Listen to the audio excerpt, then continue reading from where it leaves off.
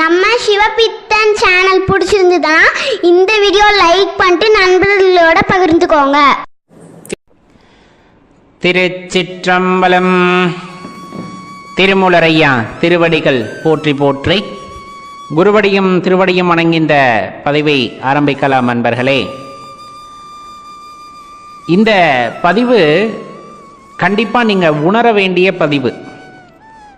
இப்போ சிவானுபவம் பெற வேண்டும் என்றாலோ, சிவபக்தியில் நாம் செல்கின்றோம் என்றாலோ கண்டிப்பாக இந்த சில விஷயங்களை நீங்கள் உணர்ந்திருக்க வேண்டும்.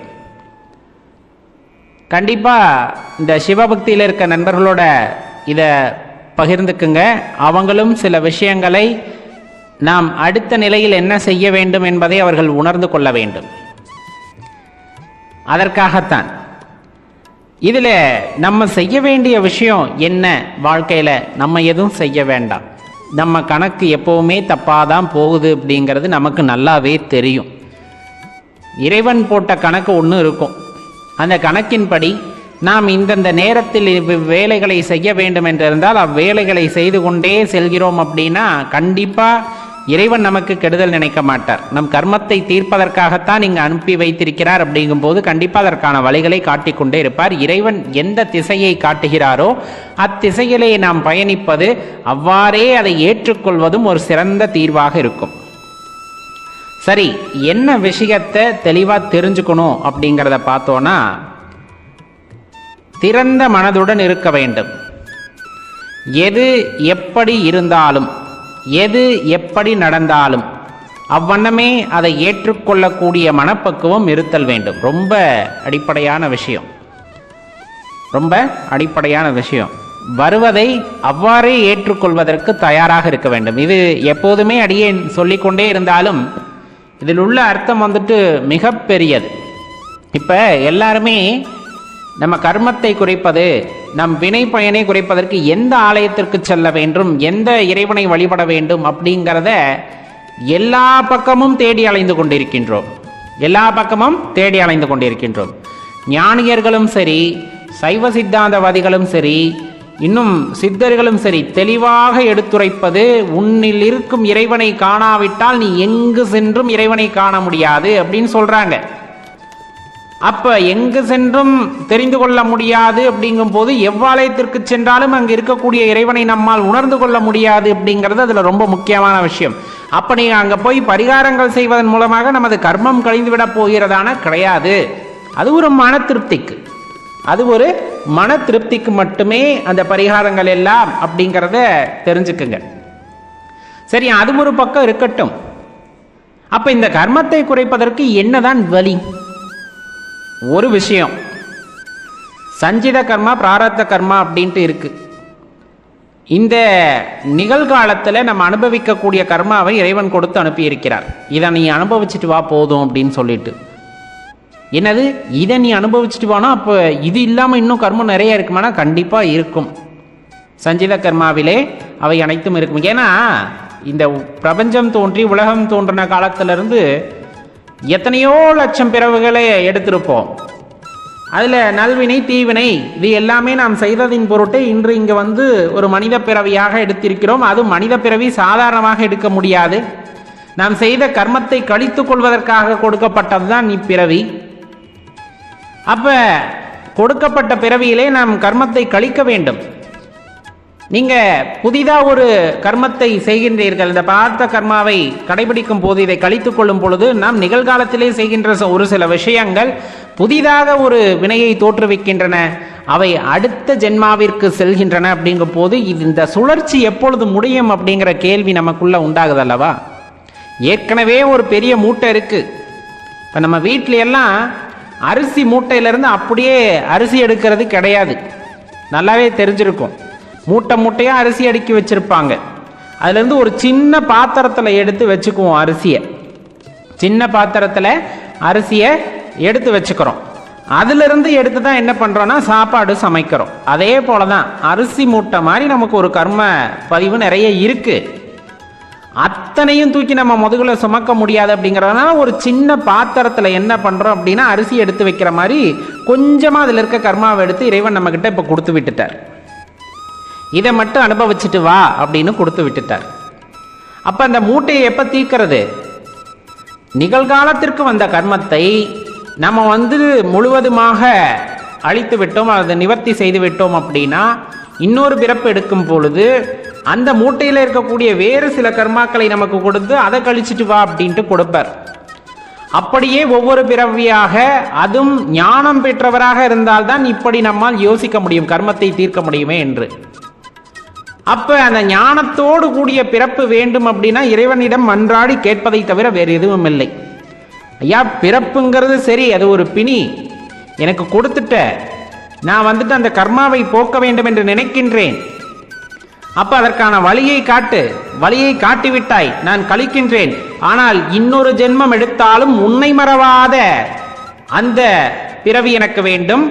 அப்படியே உன்னை மறவாமல் இருந்தாலும் இந்த கர்மத்தை தீர்க்கக்கூடிய அளவிற்கான ஞானம் கிடைக்கக்கூடிய, ஞானத்தை அருளக்கூடிய குரு அப்பொழுது எனக்கு தேவை அப்படிங்கிறதெல்லாம் கேட்டுங்க. இப்பவுமே குரு தேவை, இந்த பிறவியிலையுமே குரு தேவை. இருந்தாலும் இறைவனிடம் மன்றாடி கேட்கும் பொழுது அதற்கான வாய்ப்பை கொடுப்பார். இன்னொரு பிறவியும் மனித பிறவியை கொடுப்பாரா அப்படிங்கிறதெல்லாம் நமக்கு தெரியாது. ஒருவேளை நிறைய கர்ம பதிவு இருந்தது அப்படின்னா, சீக்கிரமா அந்த கர்மத்தை கழிக்க வேண்டும் அப்படின்னா அந்த பரம்பொருளிடம் வேண்டி விண்ணப்பம் வைத்துக் கொள்வதுதான் சிறந்த தீர்வாக இருக்கும். அவரிடம் மன்றாடி கேட்டுக்கொள்வதுதான் சிறந்த தீர்வாக இருக்கும்.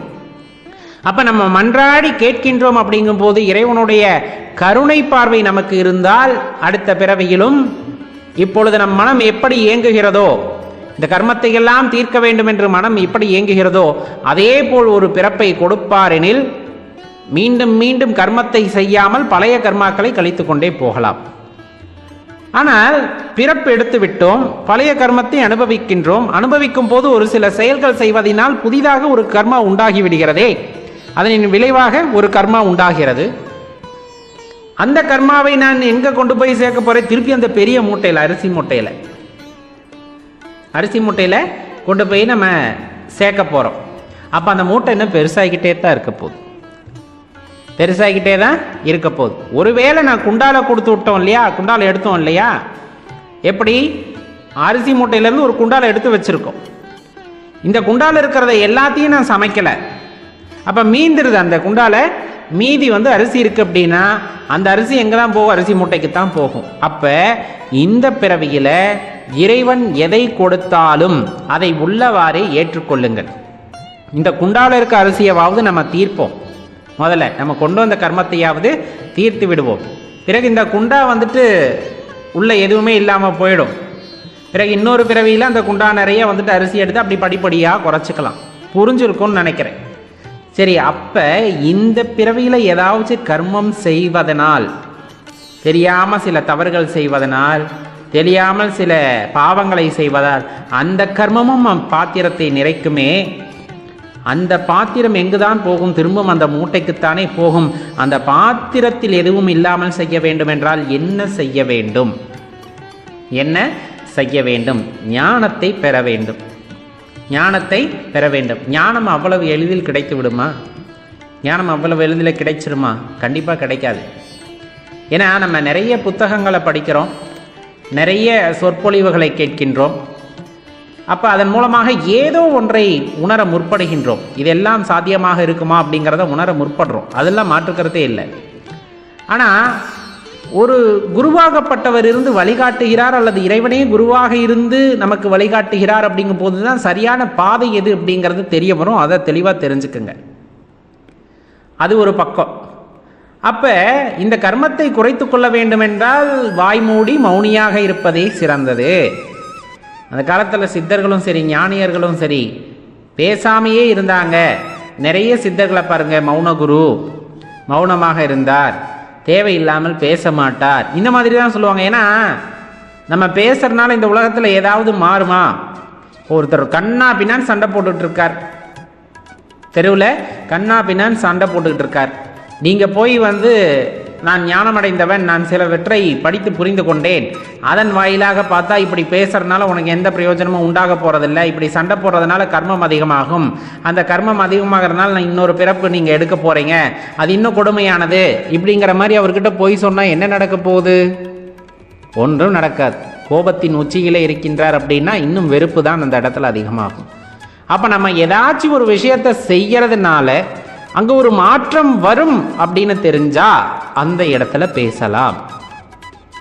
ஒரு இடம் உச்சகட்டமாக போயிட்டு இருக்கு, நம்ம கையை மீறி போயிடுச்சு அப்படிங்கும் போது நம்ம என்ன சொன்னாலும் அந்த இடத்துல இருக்க நிகழ்வுகளை மாற்ற முடியாதுன்னா வாய் மூடி மௌனியாக இருப்பதே சிறந்தது. இன்னும் சொல்ல போனால் எந்த இடத்துலையும் பேசாமல் மௌனமாக இருப்பதே சிறந்தது. இப்போ இந்த ஐம்புலன்களில் குறிப்பாக நம்ம வாயை கட்டுப்படுத்துங்க அப்படின்னு சொல்லிட்டோம். அதனால சில வினைகள் தவிர்க்கப்படும். நம்ம ஏதாச்சும் சண்டை வர்ற நேரத்தில் நம்ம ஏதாச்சும் சொல்ல போய் அதை கேட்குறவங்க தப்பாக புரிஞ்சுக்கிட்டு நம்ம ஒரு கோணத்தில் சொல்லியிருப்போம், அவங்க புரிந்து கொண்டது ஒரு கோணமாக இருக்கும். அப்போ அது இன்னும் பெரிய சண்டையை உண்டாக்கி நம் வாயிலிருந்து சில வார்த்தைகள் வரும்போது அது கர்மமாக வரும். அப்போ வாயை கொஞ்சம் கட்டுப்படுத்தி விட்டால் சில கர்மாக்களை நம்மால் குறைத்து கொள்ள முடியும். அதாவது எதிர்காலத்தில் இன்னும் கர்மாவை அனுபவிக்காமல் சேர்த்து வைக்காமல் குறைத்து கொள்ள முடியும். அதே போலதான் கண்களின் பார்வை. இப்போ பேசுறதுனால மட்டும் கோபம் வருமானா கிடையாது. உலகத்தில் ஏதாவது அநீதி நடக்கிறது அப்படிங்கும் போது அதை பார்ப்பதால் அல்லது வக்ரமாக ஒரு நிகழ்வதால் அதை பார்ப்பதால், அப்போ ஐம்புலன்களில் ரொம்ப முக்கியத்துவம் வாய்ந்ததாக எது கருதப்படுது அப்படின்னா இந்த கண்ணு.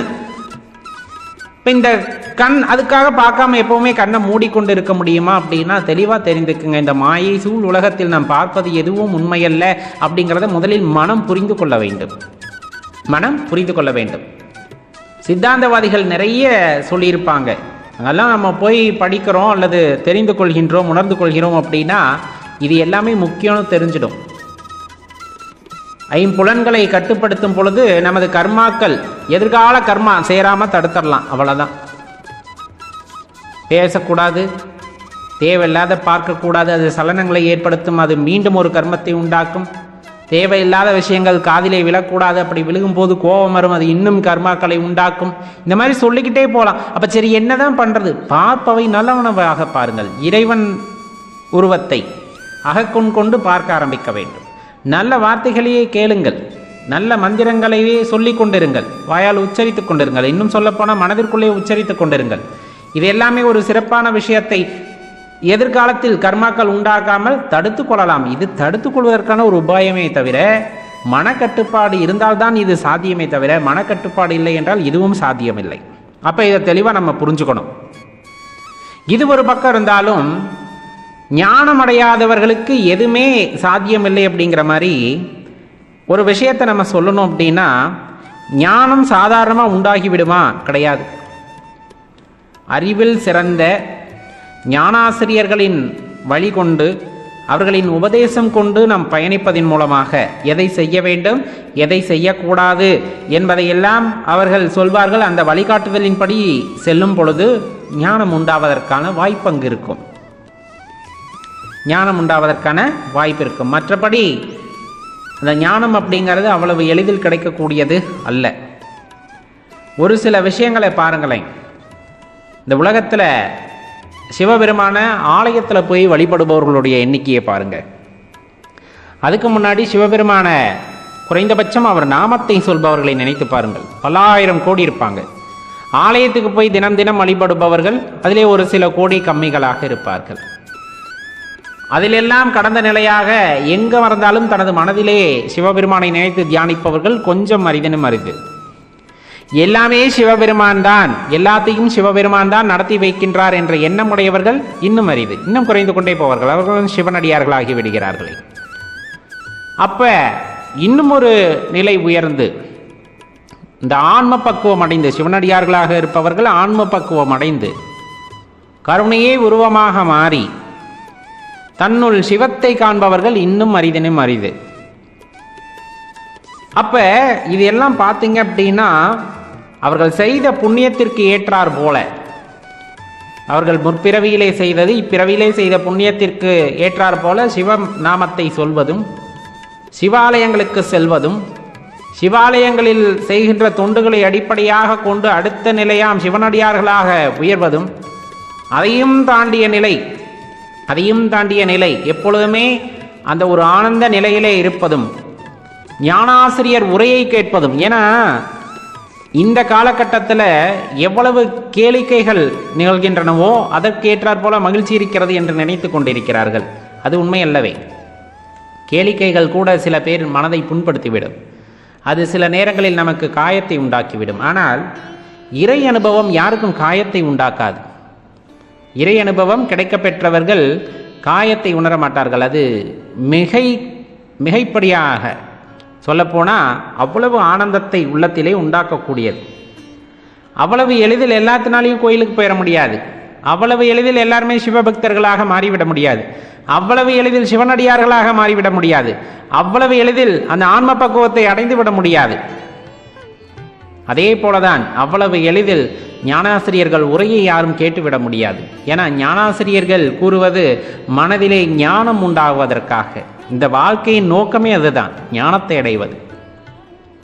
நம்ம கிட்ட எதுவுமே இல்லை, எல்லாம் அப்பனுடைய திருவிளையாடல் சொல்லிடலாம். ஆனால் அதை மனம் உணர வேண்டும்.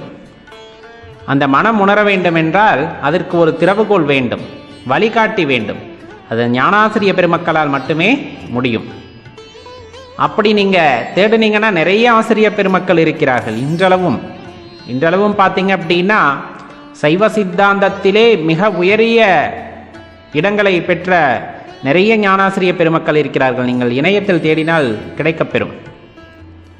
அவர்களுடைய சொற்பொழிவுகளை எல்லாம் கேட்கும் பொழுது மனதிலே ஒரு விதமான மகிழ்ச்சி உண்டாகும். அந்த மகிழ்ச்சி எப்படிப்பட்டது என்றால், இறைவன் நடத்துகின்றான், நான் நடக்கின்றேன். அவன் ஆட்டுவிக்கின்றான், நான் ஆடுகின்றேன். அவ்வளவுதான் என் வாழ்க்கை அப்படிங்கிறத அவ்வளவு அற்புதமாக எடுத்து சொல்வார்கள். நிறைய பேர்த்த சொல்ல முடியும். அடியேன் ஆரம்ப காலம் முதலே நிறைய ஞானாசிரியர்களோட அந்த சொற்பொழிவுகளை கேட்டு ஒரு சொல்லப்போனால் கடல் நீரில் ஒரு சொட்டு போல ஒரு மனதிலே ஒரு தெளிவு. இது ஞானம் கிடையாது, அடியேன் பெற்றது ஞானம் கிடையாது. ஆனால் அந்த அளவுக்கான ஒரு தெளிவை அடைந்தோம் அப்படின்னா அதற்கு காரணம் ஞானாசிரிய பெருமக்களான இலங்கை ஜெயராஜ் ஐயா, உயர் திரு சிவகுமார் ஐயா, உயர் திரு பவானி தியாகராஜன் ஐயா, அதே போல திருவாசக சித்தர் சிவதாமோதரன் ஐயா, இந்த மாதிரி இன்னும் அடியேன் சொல்லிக்கொண்டே போகலாம். இவர்களுடைய உரையெல்லாம் கேட்கும் பொழுது நம் மனதிலே ஒரு என்னன்னே தெரியாமல் மகிழ்ச்சி உண்டாகும். என்னன்னே தெரியாத மகிழ்ச்சி. அதை யாரிடமும் பகிர்ந்து கொள்ளக்கூட முடியாது. உள்ளார்ந்த ஒரு அனுபவமாக இருக்கும். அவர்கள் பேசுவது, அந்த சைவ சித்தாந்த கருத்துக்களையெல்லாம் அவர்கள் எடுத்துரைக்கும் பொழுது நம் மனம், ஆம், இறைவன் இப்படிப்பட்டவர் அல்லவா, நம்மளிருந்து எவ்வளவு அழகாக இயக்குகிறார் அப்படிங்கிற அந்த தன்மையை நாம் உணர ஆரம்பிப்போம். அப்போ அவர்களை பின்பற்றுவது, அவர்கள் வழியில் நடப்பது கண்டிப்பாக ஒரு இருட்டிலே பயணிக்கும் போது ஒரு அகல் விளக்கை கையில் கொண்டு போவது போல திக்கு தெரியாமல் செல்கின்ற இந்த வாழ்க்கையிலே அவர்கள் எல்லாம் ஒளியை கொடுக்கக்கூடிய விளக்காக இருப்பார்கள். அவர்கள் மூலமாகத்தான் நாம் ஞானத்தை அடைய முடியும். அவர்கள் மூலமாகத்தான் நாம் ஞானம் என்றால் என்னவென்றே உணர்ந்து கொள்ள முடியும். அவர்களுடைய பேச்சுக்களை எல்லாம் அவ்வளவு சீக்கிரத்தில் நீங்கள் கேட்டுவிடவும் முடியாது. காரணம், அதற்கும் இறையருள் தேவை. சொல்லப்போனால் அதெல்லாம் உயரிய தன்மைங்க. அதெல்லாம் எல்லாத்துக்கும் கிடைச்சு விடாது. எல்லா ஞான விஷயங்களையும் அனைவராலும் உணர்ந்து கொள்ள முடியாது. இன்னதை இன்னார் உணர்ந்து கொள்ள வேண்டும், இன்னதை இன்னார் தெரிந்து கொள்ள வேண்டும் என்பது இறைவன் வகுத்த நியதி. அன்னார் அதைத்தான் தெரிந்து கொள்ள முடியும், அன்னார் அதிலே தான் ஞானம் பெற முடியும். அவ்வளவுதான் வாழ்க்கை. தெளிவாக புரிந்திருக்கும்னு நினைக்கிறேன். நிறைய உரைகளை கேளுங்கள். சைவ சித்தாந்தத்திலே நிறைய ஞானாசிரிய பெருமக்கள் இருக்கிறார்கள். அடியேன் சொன்னது ஒரு 4-5 பேரைத்தான் சொன்னேன். இன்னும் நிறைய நபர்கள் இருக்கிறார்கள். தேடி அவர்களின் அந்த சொற்பொழிவை கேளுங்கள். மனம் ரொம்ப சந்தோஷமாக, ரொம்ப ஆனந்தமாக இருக்கும். அப்போ தான் நமக்கு வாழ்க்கையை பற்றின ஒரு பிடிப்பு ஏற்படும். பிடிப்பு அப்படின்னா என்னென்னா, உண்மை தெரிய வரும். உண்மையாகவே பக்தி நெறியிலே ஊறி திளைத்தவர்களால் மட்டும்தான் இதை புரிந்து கொள்ள முடியும். ஏனென்றால் இந்த இறைவனை தேடுதல் அப்படிங்கிற அந்த மிகப்பெரிய விஷயத்திலே நம் மனமானது எப்பொழுதுமே குழப்பத்தில் ஆட்கொண்டே கிடக்கிறது.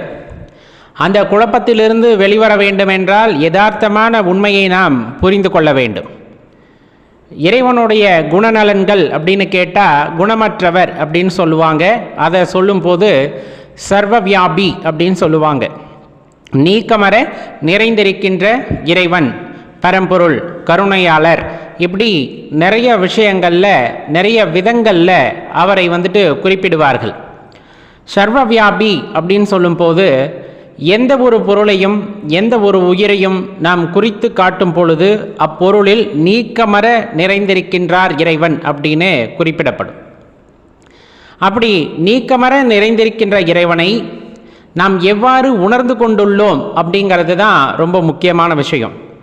அதிலும் குறிப்பாக நாம் சிவபக்தியிலே பயணிக்கின்றோம், அவரை உணர முற்படுகின்றோம், அவர்தான் எல்லாம் என்று வாழ நினைக்கின்றோம். அப்படிங்கும் போது சில அடிப்படையான விஷயங்களை நாம் புரிந்து கொள்ள வேண்டும்.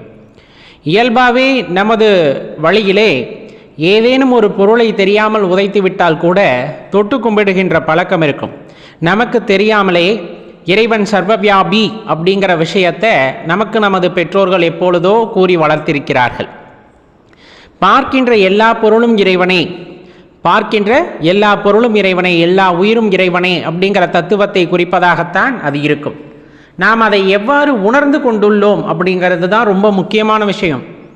ஏன்னா சர்வவியாபி அப்படிங்கிறத அவ்வாறே நாம் எடுத்துக்கொண்டுள்ளோமா, உண்மையாகவே அதை நாம் பழக்கப்படுத்தி கொண்டுள்ளோமா அப்படின்னு கேட்டால் இன்னும் அந்நிலைக்கு நாம் வரவில்லை அப்படிங்கிறது தான் நாம் தெரிந்து கொள்ள வேண்டிய விஷயமாக இருக்கிறது. சர்வவியாபி அப்படிங்கும் போது எல்லா பொருளிலும் நீக்கமர இறைவன் நிறைந்திருக்கின்றார். இப்போ நம்ம ஆலயத்துக்கு போகிறோம், ஆலயத்தில் கருவறைக்குள்ள சிற்பம் செய்து இறைவனாக பாவித்து வழிபடுகின்றோம். அப்போ அந்த சிற்பத்தில் மட்டும்தான் இறைவனுடைய ஆற்றல் இருக்கிறதா அப்படிங்கிறது ஒரு சின்ன கேள்வி. இப்போ அந்த ஆலயத்திற்குள் நுழையும் பொழுது கீழே படிக்கட்டுகளாக கல் சில கிடக்கும், அதை மிதித்துத்தான் நாம் போகின்றோம். அதே போல் பலிபீடம் இருக்கும், கொடிமரம் இருக்கும், அந்த கோவில் கட்டிடங்கள் இருக்கும், இந்த மாதிரி எல்லா விஷயங்களுமே அங்கு காணப்படும். சர்வவியாபி அப்படிங்கிறது அந்த இடத்தில் நம்மால் பிரித்து பார்க்க முடியுமா, அதாவது அந்த பொருளுக்கான அர்த்தத்தை நாம் அங்கு உணர்ந்து கொள்ள முடியுமானா கட்டாயமாக நாம் உணர்ந்து கொள்வது இல்லை. காரணம், ஆலயத்திற்குள் சென்று இறைவனை மிக அருகாமையில் நின்று தரிசித்தால் மட்டுமே நான் இறைவனை கண்டேன், வழிபட்டேன் அப்படிங்கிற எண்ணம் நம் மனதுக்குள்ளே இருக்குது. அப்படிங்கும் போது நம்ம இன்னும் ஒரு தெளிவு நிலையை அடையவில்லை அப்படிங்கிறது அர்த்தம். மீண்டும் அடியேன் குறிப்பிடுகின்றேன், நாம் இன்னும் தெளிவு நிலையை அடையவில்லை என்பது அவ்விடத்திலே ஒரு ஆழமான கருத்து. ஏன் அப்படி சொல்கின்றோம்? உள்ளிருக்கின்ற இறைவனை ஒரு உயர்ந்த இடத்திலும் நாம் ஆலயத்திற்குள் செல்லும் போது மிதிப்படுகின்ற கல்லை வேறு ஒரு இடத்திலும் வைத்து பார்க்கின்ற மனப்பான்மை நமக்குள் இருக்கிறது. அப்படிங்கும் போதே நம்ம சமயத்தில் குறிப்பிடக்கூடிய அந்த சர்வவியாபி அப்படிங்கிற அந்த விஷயத்தை நாம் இன்னும் உணர்ந்து கொள்ளவில்லை அப்படிங்கிறத தான் நம்ம ஆழமாக புரிஞ்சுக்கணும். அடியேன் இதை குறிப்பிடுவதற்கான காரணம், இன்றைக்குமே நிறைய பக்தர்களாகட்டும் நிறைய மக்களாகட்டும் இந்த ஆலயம் அப்படின்னு வந்துட்டால் எப்படியாவது உள்ளே போயிடணும், எப்படியாவது காசு கொடுத்தாவது போயிடணும், இந்த மாதிரி உள்ளே போயிட்டு விரைவாக வெளியே வந்துடணும் அப்படிங்கிற கண்ணோட்டத்திலே தான் போகிறாங்க. அங்கே போய் இறைவனை ரொம்ப கிட்டத்தில் நின்று பார்த்தாதான் இறைவனுடைய கருணை கிடைக்கும் அப்படிங்கிற எண்ணம் எல்லாத்துக்குமே இருக்குது, பெரும்பாலும் எல்லாத்துக்கும் இருக்குது. ஆனால் நன்கு உணர்ந்த சிவனடியார்கள், நன்கு உணர்ந்த சிவனடியார்கள், அறிவு தெளிவு பெற்ற ஞானியர்கள் அதை விரும்புவதில்லை. காரணம், நான் இறைவனை தியானிக்க வேண்டும், இறைவனை காண வேண்டும் என்றால் எல்லா பொருட்களிலும் என்னால் காண முடியும் அப்படிங்கிற அந்த ஆழ்ந்த உண்மையை ஒருவர் உணர்ந்து கொண்டால் மட்டும்தான் அவர் சிவனடியாராகின்றார். நீங்கள் பாருங்கள், எந்த சிவனடியாராகட்டும், நம்ம சாதாரணமாக ஒரு ஆலயத்திற்கு போகிறோம் அப்படின்னா நம்ம அதை விரும்புவோம், போய் அருகாமையில் நின்று நம்ம சாமியை வணங்கணும், நம்மை சாமி நேராக பார்க்கணும் அப்படிங்கிற எண்ணமெல்லாம் நமக்குள் இருக்கும்.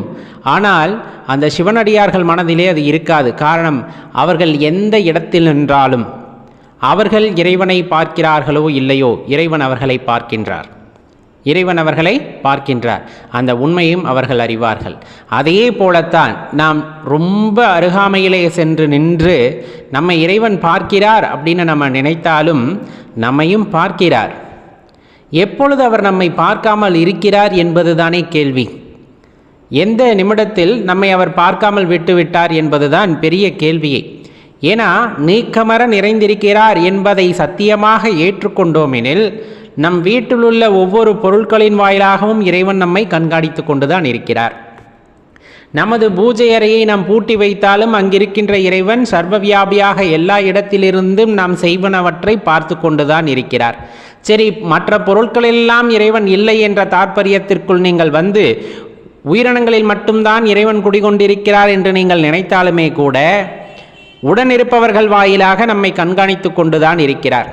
அப்படி மற்றவர்கள் உள்ளத்திலே கூட அவர் இல்லை, என் உள்ளத்திலே தான் அவர் இருக்கின்றார் அப்படின்னு நீங்கள் நினைத்தீங்கனாலுமே கூட நீங்கள் செய்கின்ற நாம் செய்கின்ற ஒவ்வொரு செயலையும் நம்முள்ளிருந்து இறைவன் கண்காணித்து கொண்டுதான் இருக்கிறார். அப்போ சர்வவியாபி அப்படிங்கிற அந்த வார்த்தையை நாம் எப்படி கையாள முடியும் அப்படின்னு கேட்டால், எல்லா உயிராகவும் எல்லா உயிருக்குள்ளும் எல்லா பொருளாகவும் எல்லா பொருளுக்குள்ளும் இறைவன் நீக்கமற நிறைந்திருக்கின்றார். அசையும் அசையாத உயிருள்ள உயிரற்ற என்று பாகுபாடில்லாமல் இப்பிரபஞ்சத்திலே உள்ள அணுக்கள் முதற்கொண்டு எல்லாவற்றிலும் நீக்கமற இறைவன் நிறைந்திருக்கிறார் என்ற தாற்பயத்தை நாம் அடிப்படையிலே உணர்ந்து கொண்டால்தான் நம்மால் இறைவனை உணர்ந்து கொள்ள முடியும். அப்படி உணர்ந்து கொள்ளும் தருணத்திலேதான் இறைவனின் மகத்துவத்தையும் நம்மால் புரிந்து கொள்ள முடிகிறது. நீங்கள் எந்த பொருளை பார்த்தாலும் சரி, கீழே கிடக்கிற கல்லா, கீழே கிடக்கிற மண்ணா, வீசுகின்ற காற்றா, பொழிகின்ற பனியா, பெய்கின்ற மழையா, எதுவாக இருக்கட்டுமே, அனைத்திலும் அந்த இறைத்தன்மை அப்படிங்கிறது கட்டாயம் இருந்துதான் ஆகும். அந்த சிவத்தன்மை அப்படிங்கிறது இருந்துதான் ஆகும். அதுதான் நியதி. சிவத்தை எப்பொருளிலிருந்தும் எதிலிலிருந்தும் பிரிக்க முடியாது அப்படிங்கிற விஷயத்தை நாம் உணர்ந்து கொள்ள வேண்டும். ஒருவேளை நம் உடலில் இருக்கின்ற அந்த சிவமானது நீங்கிவிட்டால் இந்த உடல் அப்படிங்கிறது என் நிலைமைக்கு ஆட்படும் அப்படிங்கிறத யோசித்து பாருங்கள். இதில் பெரிய ஐயப்பாடுகள் நிறைய இருக்கின்றன. பெரிய ஐயப்பாடுகள், அதுவும் குறிப்பாக பெண்கள் மத்தியிலே பரவிவிட்ட சில ஐயப்பாடுகள், இயற்கை சுழற்சியாக வருகின்ற சில அந்த மாதவிடாய் வருகிறது அப்படிங்கும் போது அப்போ நாங்கள் இறைவனை வழிபடலாமா ஐயா அப்படின்னு கேட்குறாங்க இல்லையா நிறைய பேர். அடியார் பெருமக்கள் அனைவரும் உணர்ந்து கொள்ள வேண்டிய விஷயம், சிவன் எங்காவது கோவிலுக்குள் இருக்கின்றார், அங்கு மட்டும்தான் அவர் இருக்கின்றார். சிவன் ஏதாவது பெரிய மலைகளில் இருக்கிறார், அவர் அங்கு மட்டும்தான் இருக்கிறார் என்று சொன்னால் நீங்கள் சொல்வது உண்மை. அவ்விடத்திற்கு நாம் செல்லலாமா வேண்டாமா என்ற தயக்கம் வருவது இயல்பான விஷயம். சிவபெருமான் எல்லா இடத்திலும் நீக்கமற நிறைந்திருக்கின்ற சர்வவியாபி என்னும் பொழுது நம் உடலிலும் எப்பொழுதுமே இருக்கின்ற இறைவன் அவர். ரொம்ப ஆழ்ந்து யோசித்து பாருங்கள். நீங்கள் தூங்கும் போதும், நீங்கள் எழுந்து நடக்கும் போதும், நீங்கள் செயல்படும் போதும், நீங்கள் ஓய்வெடுக்கும் போதும், எந்த நிலையில் நீங்கள் இருந்தாலும் அந்நிலையிலே உங்களை விட்டு பிரியாத ஒரு தன்மை அப்படின்னா அது சிவத்தை சொல்ல முடியும். அப்படி இருக்கையிலே உங்களுக்கு அந்த மாதவிலக்கு காலங்களில் மட்டும் அவர் உங்களை விட்டு விலகி விடுவாரா அப்படிங்கிற கேள்வியை ஆத்மார்த்தமாக நீங்கள் கேட்டு பார்க்கணும். ஆத்மார்த்தமாக உங்களுக்குள்ளே கேட்டு பார்க்கக்கூடிய கேள்வி. அவ்வாறு பிரிந்து நிற்கப் போகிறாரா இறைவன்? அப்படி பிரிந்து நிற்க முடியுமா அவரால்? கிடையாது. உயிருடன் ஒன்றி இரண்டர கலந்த நிலையிலே இருப்பவர்தான் சிவம். சிவத்திற்கு ஏது தீட்டு? அதுதானே பிரதானம். சிவத்திற்கு தீட்டு ஏது, தடங்கல் ஏது? ஒன்றும் கிடையாது என்பதை உணர்ந்து கொள்ளும் பொழுதுதான் அந்த ஞானம் அப்படிங்கிற அறிவு தெளிதல் அப்படிங்கிறது கிடைக்கக்கூடும். அப்போ நம்ம தெளிவாக புரிந்து கொள்ள வேண்டிய விஷயம், சர்வவியாபியான இறைவன் சர்வத்திலும் சகலத்திலும் நீக்கமர நிறைந்திருக்கிறார் அப்படிங்கிற உண்மையை அடிப்படையிலே ஒருவர் மனதார உணர்ந்து கொள்ளும் பொழுது, ஏற்றுக்கொள்ளும் பொழுது இல்லை, உணர்ந்து கொள்ளும் பொழுது, ஏற்றுக்கொள்வதற்கு நாம் யார்? நாம் ஏற்றுக்கொண்டாலும் ஏற்றுக்கொள்ளாவிட்டாலும் அதுதானே இங்க உண்மை. அப்ப நீங்கள் அதை உணர்ந்து கொள்ளும் பொழுதுதான் நம் மனதிலே ஒரு மாற்றமானது நிகழும். அந்த மாற்றத்தின் வாயிலாக நாம் படிப்படியாக அடுத்த நிலையை நோக்கி நகர முடியும் அப்படிங்கிறத தெளிவாக தெரிந்து கொள்ளுங்கள் அன்பர்களே. வாழ்க்கையில் கஷ்டம் வருது, வாழ்க்கையில் துன்பம் வருது, இந்த மாதிரி பல விஷயங்கள் வருது, ஆனந்தமும் உடனே வருது. சரி, இப்போ இந்த கஷ்டமெல்லாம் வரும்போது கண்டிப்பாக எல்லாத்துக்குமே கவலையும் கூட வரும். கவலை கூட வருதோ இல்லையோ, கடவுள் மீது ஒரு கோபமும் வரும். என்ன இவ்வளோ கஷ்டம் கொடுக்குற, இவ்வளோ துன்பம் கொடுக்குற அப்படிங்கிற மாதிரி வரும். ஆனால் இதையெல்லாம் தாண்டி ஒரு மனிதன் மேலேற வேண்டும் என்றால், இப்போ பகைவர்கள் நமக்கு தீமை செய்தாலுமே கூட அந்த தீமை நமக்கு ஒரு பொருட்டல்ல, இது இறைவன் தொடர்ந்து கொடுப்பதாக இருந்தாலும் ஏதோ ஒரு காரணத்திற்காக தான் நடைபெறுகிறது அப்படின்னு தெரிந்து கொள்ள வேண்டும். நான் செய்யாத ஒரு விஷயம் எனக்கு சேராது. எப்பொழுதுமே நல்லா தெரிந்து கொள்ளுங்கள், நாம் செய்யாத எந்த ஒரு வினையும் நமக்கு சேராது. அப்படி ஒன்று வருது, அதை இறைவன் நமக்கு கொடுக்கின்றார் அப்படின்னா நல்லா தெரிந்து கொள்ள வேண்டியது, அது எங்கோ நாம் கடன் மிச்சம் வைத்திருக்கின்றோம் அப்படிங்கிறத அதிலிருந்து தெளிவாக புரிஞ்சுக்கணும். ஏதோ ஒரு ஜென்மத்தில் யாரோ ஒருத்தருக்கு நம்ம செஞ்ச வினையானது இப்பொழுது நமக்கு திரும்பி வருகிறது அப்படின்றது தெளிவாக தெரிஞ்சுக்கணும். அப்படி ஒரு பக்குவப்பட்ட மனதிற்கு நம்ம வந்துட்டோம் அப்படின்னா பகைவர்களை கூட நேசிக்கக்கூடிய ஆற்றலை நாம் பெற்றுவிடுவோம். சாதாரண விஷயம் அல்லவல்லவா? ஒருத்தர் நமக்கு துன்பம் செய்கிறார் அப்படிங்கும்போது அந்த துன்பத்தை நாம் அனுபவிப்போம். அதில் எந்த மாற்று கருத்துமே இல்லை. ரொம்ப கொடுமையானதாக கூட இருக்கும். ஆனால் இது எனக்கு அதுவாக நடந்திருக்குமா அப்படின்னு யோசிச்சா, ஏதோ ஒரு காலகட்டத்தில் நான் யாருக்கோ ஒன்று செஞ்சது திரும்பி வருது. ஏன்னா இந்த கர்மா அப்படிங்கிறது சாதாரண விஷயம் கிடையாது. நீ செய்யாத ஒன்று உனக்கு திரும்பி வராது.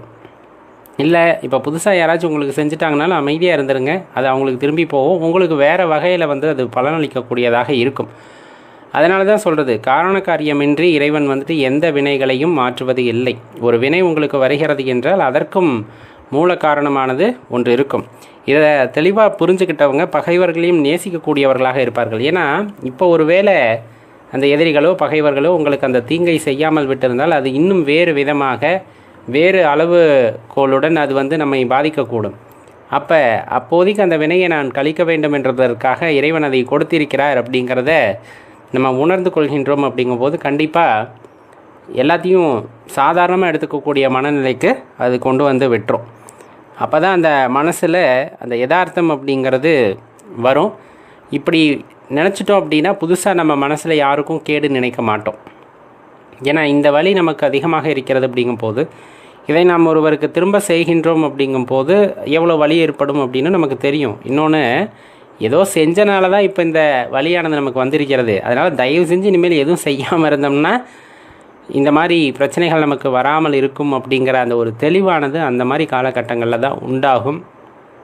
அதை பொறுமையாக அணுகணும். அதுக்கான ஆற்றலை இறைவன் எல்லாத்துக்கும் கொடுக்கட்டும் அப்படின்னு தான் வேண்டிக் கொள்ளலாம். ஒரு சின்ன விஷயம், இதை புரிஞ்சுக்கிட்டோம் அப்படின்னா இப்போ நம்ம சொல்லக்கூடிய விஷயத்துக்கு உங்களுக்கு இது உறுதுணையாக இருக்கும். இப்போ நிலம் பக்குவப்படுத்தப்பட்ட நிலம், நம்ம என்ன பண்ணுறோம் அப்படின்னா விதையை மட்டும் அங்கே போட்டு வைக்கிறோம். போட்டதுமே முளைச்சிடுமா அப்படின்னா முளைக்கிறதுக்கு வாய்ப்பு இல்லை. ஏன்னா எந்த ஒரு வினை நடக்கணுன்னாலும் பஞ்சபூத சேர்க்கை ஒரு விகிதத்தில் இருந்தால் தான் இது நடைபெறுகிறது.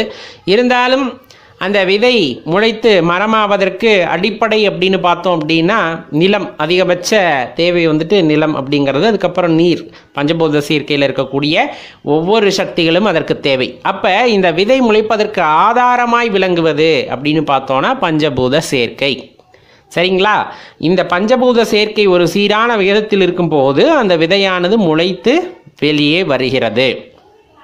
அந்த விதை முளைத்து வெளியே வருவது மட்டும் இல்லாமல் தான் எந்த இடத்தில் பிறந்ததோ, ஆதி அப்படின்னு சொல்லக்கூடிய இடம், சரிங்களா? ஆரம்ப இடம் அப்படின்னு சொல்கிறது ஆதி அப்படின்னு நம்ம சொல்கிறோம். இப்போ இந்த ஆரம்ப இடத்தை விட்டு விலக ஆரம்பிக்கிறது. நம்ம என்ன இதில் சொல்கிறோன்னா, அது தன்னை மறந்த நிலையில் மேலே மேலே வளர்கிறது. அந்த புவியீர்ப்பு விசைக்கு எதிராக அந்த மரமானது வளர்ந்து கொண்டே செல்கிறது. மரம் வளர்ச்சி அடைகிறது. ஆனால் ஒரு விஷயத்தை நம்ம தெளிவாக புரிஞ்சுக்கணும், அந்த 2 இலைகள் மற்ற 2 உருவாக்குகிறது. அப்படியே அது பல்கி பெருகி பல கிளைகளை உருவாக்குகிறது. கிளைகள் பருத்து பருத்து மரமாக அது பெரிய விருட்சமாக மாறுகிறது. ஆனாலும் ஒரு விஷயத்தை தெரிஞ்சுக்கணும், ஆரம்பத்தை இடத்துக்கே நம்ம திரும்பி வந்துதான் ஆகணும் அப்படிங்கிறது தான் விதி. ஆரம்பித்த இடத்துக்கே நம்ம மீண்டு வர வேண்டும் அப்படிங்கிறது தான் விதி. இதை தெளிவாக புரிஞ்சுக்கிட்டீங்க அப்படின்னா ரொம்ப எளிதாக இருக்கும். இப்போ ஆரம்ப காலகட்ட இலை அதுதான் ஆரம்பம் இல்லைங்களா? இப்போ அது முளைச்சி 2 இலை விட்டுச்சு. அதுக்கப்புறம் அதன் மூலமாக பல இலைகள் வந்தன. அந்த ஆரம்பித்த 2 இலைகள் எங்கே போகும்? பழுத்து மீண்டும் நிலத்திற்கே தான் உரமாகும். அந்த மீதி கிளை, அதோட தண்டு, இந்த மாதிரி நிறைய சொல்லுவோம். எல்லாமே ஒரு காலகட்டத்தில் எங்கு ஐக்கியமாக வேண்டும் என்றால் எந்த இடத்தில் பிறந்ததோ அந்த இடத்தில் அது ஐக்கியமாக வேண்டும். அதுதான் உலக நியதி அப்படிங்கிறது. அது நீங்கள் எதுக்கு எடுத்துக்கிட்டாலும் சரிதான், எந்த பொருளாக எடுத்துக்கிட்டாலும் சரிதான், எந்த உயிரினமாக இருந்தாலும் சரிதான், எல்லாமே எந்த இடத்தில் தோன்றியதோ அந்த இடத்தில் தான் அது சேர வேண்டும் என்பது நியதி. இது ஒரு உதாரணத்துக்காக நான் சொல்கிறேன். இப்போ இந்த மரமும் சரி, கிளையும் சரி, எல்லாமே மண்ணில் தான் திரும்பியும் மடிகிறது, அதோட தான் இணக்கமாய் சேர்கிறது. இந்த மாதிரி ஒரு உயிரின தோற்றம், அதுலேயும் நம்ம சிறப்பாக சொல்கிறோம் இல்லையா? இந்த மனித பிறவி அப்படிங்கிறது கிடைத்தற்கு அரிய பிறவி அப்படின்னு சொல்கிறோம். கிடைத்தற்கு அரிய பிறவி அப்படின்னு சொல்கிறோம். இந்த மனித தோற்றம் எப்படி உருவானது, எங்கிருந்து உண்டானது அப்படின்லாம் பல விதங்களில் ஆராய்ச்சிகள் போனாலும் அந்த எல்லாமல்ல அந்த பரம்பொருள் அப்படிங்கிறவர்கிட்ட இருந்து நம்ம வந்திருக்கோம் அப்படின்னா நம்ம மீண்டும் செல்ல வேண்டிய இடம் எது என்பதை தெளிவாக தெரிந்து கொள்ள வேண்டும். மீண்டும் நாம் பரம்பொருளையே தான் சேர்ந்தடைய வேண்டும். அதுதான் நம்ம வாழ்க்கையோட உன்னதமான விஷயமா இருக்கும். தான் செய்ய வந்த வேலைகளை எல்லாம் முடித்து விட்டால், தனக்கு என்ன விதிக்கப்பட்டிருந்ததோ எல்லா கடமைகளையும் நான் சரிவர முடித்து விட்டேன் என்றால் மீதம் இருக்கின்ற வாழ்க்கை எதற்காக அப்படின்னா பரம்பொருளை தேடுவது, அவருடன் இணக்கம் கொள்வது, அவருடன் இரண்டர கலந்து விடுவது என்பதாக இருக்கும் பொழுது அந்த வாழ்க்கையானது அர்த்தம் பெறுகிறது. தெளிவாக தெரிஞ்சுக்கணும். அப்போ தான் அந்த வாழ்க்கையானது அர்த்தம் பெறுகிறது. மாறாக மீண்டும் பொன்பொருள் சேர்க்கை, வினையாற்றுவது இப்படின்னு உங்கள் வாழ்க்கை தொடர்ந்துக்கிட்டே போகுது அப்படின்னா அந்த வினையானது திரும்ப திரும்ப எதிர்வினையை உண்டாக்கி உங்கள் வாழ்வை நீட்டித்து கொள்ளே செல்லுமே தவிர உங்களை இறைவனை நோக்கி அழைத்து செல்லாது. இயற்கை என்பது ஆதி எதுவோ அவ்விடமே அந்தமாகவும் அமையும். எந்த இடத்துல பிறப்பு நடக்குதோ அந்த இடத்துல இறப்பு கண்டிப்பாக இருக்கும். இப்போ இறைவனை எடுத்துக்கிட்டோம் அப்படின்னா ஐம்பெரும் தொழில்களை செய்யக்கூடியவர். இப்போ யார் ஒரு பொருளை உருவாக்குறாரோ அவரால் தான் அப்பொருளை அழிக்கவும் முடியும் அப்படிங்கிற வினையை நம்ம தெளிவாக தெரிஞ்சுக்கணும். இப்போ ஒரு பொருளை உங்களால் உருவாக்க முடியுதா, நீங்கள் அதை அழிப்பதற்கு தகுதி வாய்ந்தவர், ஆனால் நீங்களாக அதை உருவாக்கியிருக்கணும். அதுதான் முக்கியம். யார் ஒருவர் அந்த அழித்தல் தொழிலை செய்கிறாரோ அவர்தான் அந்த ஆதிக்கும், அதாவது அதன் உருவாக்கத்திற்கும் காரணமாக இருந்திருப்பார் என்பதை நாம் உள்ளார உணர வேண்டும். எல்லா தொழில்களையும் செய்வதும் இறைவன் மட்டுமே. நாம் வெவ்வேறு பெயர்களில் அழைக்கிறோமே தவிர அச்சக்தியானது ஒரே சக்தி என்பதை நாம் உணர்ந்து கொள்ள வேண்டும். அப்போதுதான் நமக்குள்ள ஒரு தெளிவான எண்ணமானது பிறக்கிறது. நம் வாழ்க்கை எதை நோக்கி பயணிக்கிறோம் என்பதில் ஒரு தெளிவானது கிடைக்கும். அந்த தெளிவு கிடைத்து விட்டது அப்படிங்கும் போது கண்டிப்பா நாம் இறைவனை சேர்வதற்கான வழியும் அங்கு பிறக்கும். அப்போ நம்ம எங்கேருந்து வந்தோமோ அங்கே திரும்ப செல்றது தான் உத்தமமான விஷயம். இறைவனிடம் இருந்து வந்தோம் என்றால் இறைவனை திரும்ப சென்றடைவது தான் அதற்கு வழி. நாம் சொல்வது அவ்வளவு எளிதான விஷயமும் அல்ல.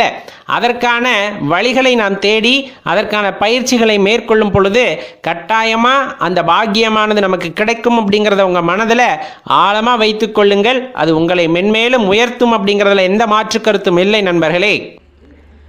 சிவபெருமானுடைய பெருமைகளை பேச வேண்டுமா அப்படின்னு கேட்டால் பேசணுங்கிற அவசியமோ கட்டாயமோ யாருக்கும் இல்லை. ஆனால் இந்த பிரபஞ்சத்தை பற்றி நம்ம யோசிக்கலைன்னா கூட, குறைந்தபட்சம் நம்ம ஊரை பற்றி நம்ம யோசிக்கலைன்னா கூட, அதற்கடுத்தாற்படியாக நாம் குடும்பத்தை பற்றி யோசிக்கவில்லை என்றாலும் கூட நம்மை பற்றி நாம் யோசித்து பார்த்தோம் என்றாலே நாம் சிவபெருமானின் புகழை பாடுவோம், கண்டிப்பாக பாடுவோம். ஏன்னா ஒரு பிறப்பு அப்படிங்கிறது அவ்வளவு எளிதில் நிகழ்ந்து விடுவது அல்ல. உங்களுக்கு நல்லா தெரியும், இன்றைய சூழ்நிலையில் கூட இந்த குழந்தை வரம் கேட்டுக்கொண்டிருப்பவர்கள் ஏராளம். அதனையும் தாண்டி அந்த ஓர் உயிர் ஜனித்து வருகிறது என்றால் அது பல போராட்டத்திற்கு பிறகுதான் அந்த கருப்பைக்குள்ளே ஒரு செல், நாம் சொல்வது போல ஒரு செல்லாக உள்ளே அந்த ஒரு செல் பலவாக பெருகி பெருகி பெருகி அது ஒரு உருவம் அடைகிறது என்றால் அதுவே சற்றே ஒரு விசித்திரமான நிகழ்வு தானே. இப்படித்தான் அது உருவம் அடைய வேண்டும் அப்படிங்கிறதெல்லாம் யார் வகுத்து வைத்த இலக்கணம் அப்படின்னு கேட்டால் இன்றளவும் யாருக்கும் தெரியாது. கையாக வளர்கிறது, காலாக வளர்கிறது, ஒரு செல் இத்தனை இலையும் தாங்கி உருமாறுகிறது. அத்தனை பிரச்சனைகளையுமே தாண்டி அந்த கரு ஒரு உயிராக மாறி அது இந்த பூவுலகளே அவதரிப்பது அப்படிங்கிறது, ஜனிப்பது அப்படிங்கிறது அதிசயத்திலும் அதிசயம் சொல்ல போனா. அந்த 10 மாதம் தவமாக தவமிருந்து இந்த மானுட வாழ்க்கையை வாழ்வதற்காக ஒரு உயிர் இந்த பூமிக்கு வருகிறது என்றால் அது சாதாரணப்பட்ட விஷயம் அல்ல. அப்படி ஜனித்தவர்களில் ஒருவர் தான் நாம் அப்படிங்கிறத தெளிவாக தெரிஞ்சுக்கணும். சரி, ஜனித்ததோடு முடிந்து விட்டதா? அதன் பிறகு உடலானது வளர்ச்சியடைந்து ஒரு குறிப்பிட்ட அளவிற்கு பின் சுருங்க ஆரம்பிக்கின்றது. சுருங்க ஆரம்பிக்கிறது என்றால் நாம் தோற்றத்தை சொல்கின்றோம். அதிலே பல செயல்பாடுகள், வியக்கத்தகுந்த செயல்பாடுகள் எல்லாமே பஞ்சபூதங்களின் அடிப்படையாக கொண்டு, பஞ்சபூதங்களை ஒரு தத்துவமாக கொண்டு இந்த உடலானது கட்டமைக்கப்பட்டிருக்கிறது. அப்படின்னா அதை நம்ம மறுக்கிறதுக்கெல்லாம் இல்லை. இந்த பஞ்சபூத கூறுகள்னு சொல்றோம் இல்லையா, தோல், எலும்பு, நரம்பு, தசை, நீர், இரத்தம், மூளை, நினம், சுக்கிலம், உணவு, உறக்கம், பயம், கூடல், இந்த மாதிரி எல்லாமே பார்த்தீங்க அப்படின்னா ஒவ்வொன்றுமே ஒவ்வொரு பொருளாக, அதாவது பஞ்சபூதங்களின் வடிவாக இந்த உடலானது ஒவ்வொரு கூறாக இருக்கிறது. இதில் நம்ம நடக்கிறது, ஓடுறது, கிடக்கிறது, அப்படியே தத்தி தத்தி போகிறது, நம்ம கொண்டுள்ள குரோதம், லோபம், மோகம், மதம், மாச்சரியம், இந்த மாதிரி விஷயங்கள், இன்னும் சொல்ல போன செய்கிற வேலைகள், பேசுறது, நடக்கிறது, கஷ்டப்பட்டு உழைக்கிறது, மகப்பேறு, இந்த மாதிரி எல்லாம் காற்று வகை தச வாயுக்கள் உடம்பிலே, நரம்பு, தசை, எலும்பு, தோல், இந்த மாதிரி அடுக்கிக்கிட்டே போறோம். இப்ப நம்மளை என்ன நினைச்சுக்கிறோம், ஒரு மனிதன் அப்படின்னு நினைச்சுக்கிறோம் இல்லையா? அந்த மனிதன் அப்படின்னு நினைக்கிறதே சரியா அப்படின்னு பார்த்தோம்னா இதெல்லாம் பல கூறுகளாக, தசை மறைத்திருக்கிறது, நரம்பு இடையே இருக்கிறது, இரத்த நாளங்கள் இருக்கிறது, எலும்புகள் இருக்கிறது, இத்தனையும் ஒரு கூறாக ஒரு இடத்திலே ஒரு தோளால் போர்த்தப்பட்டு ஒரு வடிவாக மாறியிருக்கிறது. இதெல்லாம் வளர்கிறது. தேவைப்பட்டால் அந்த இடத்திலே அது ஒரு குறிப்பிட்ட அளவிலே அந்த வளர்ச்சியை நிறுத்தி விடுகிறது. இதனுக்குன்னு ஒரு வாழ்க்கை, எல்லாத்து உடலிலும் இந்த மாற்றங்கள் நடைபெறுகிறது. எப்படி இப்போ நம்ம சொன்ன எல்லா மாற்றங்களும் நிகழ்கிறது. எல்லாருக்குமே உடலானது வளர்ச்சி அடைகிறது, ஒவ்வொரு திசுக்களும் வளர்ச்சி பெறுகிறது, அதில் எல்லாம் எந்த சந்தேகமும் இல்லை. ஆனால் எல்லாத்துக்கும் வாழ்க்கை முறை ஒரே மாதிரி இருக்கா அப்படின்னா அந்த வாழ்க்கை முறையானது ஒரே மாதிரி இல்லை, ஒவ்வொருத்தருக்கும் ஒவ்வொரு மாதிரி இருக்கிறது.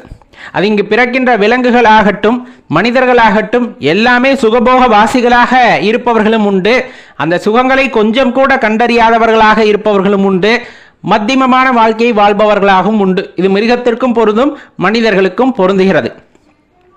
இப்படிப்பட்ட வாழ்க்கை அல்லது இப்படியெல்லாம் அமைத்து, எப்படி எலும்பு, நரம்பு, இரத்த நாளங்கள், சதை, அதுக்கு மேல ஒரு தோல், ஐம்புலன்கள், கண், காது, மூக்கு, இந்த மாதிரி எல்லாம் கை கால்களை எல்லாம் கொடுத்து ஒரு உருவமாக கொடுத்து அதில் உயிராக விளங்குகின்றவர் இறைவன்.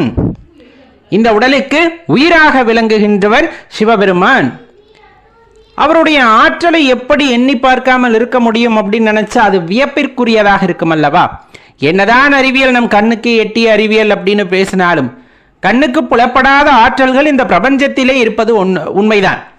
இன்றளவும் நாம் அதையெல்லாம் உணர்வதற்காக பல விஞ்ஞான ரீதியில் ஆராய்ச்சிகளை செய்தாலும் இன்னும் புது புது கண்டுபிடிப்புகள் வந்து கொண்டேதான் இருக்கின்றன. அதற்கு ஒரு நிறைவு அப்படிங்கிறதே இல்லை.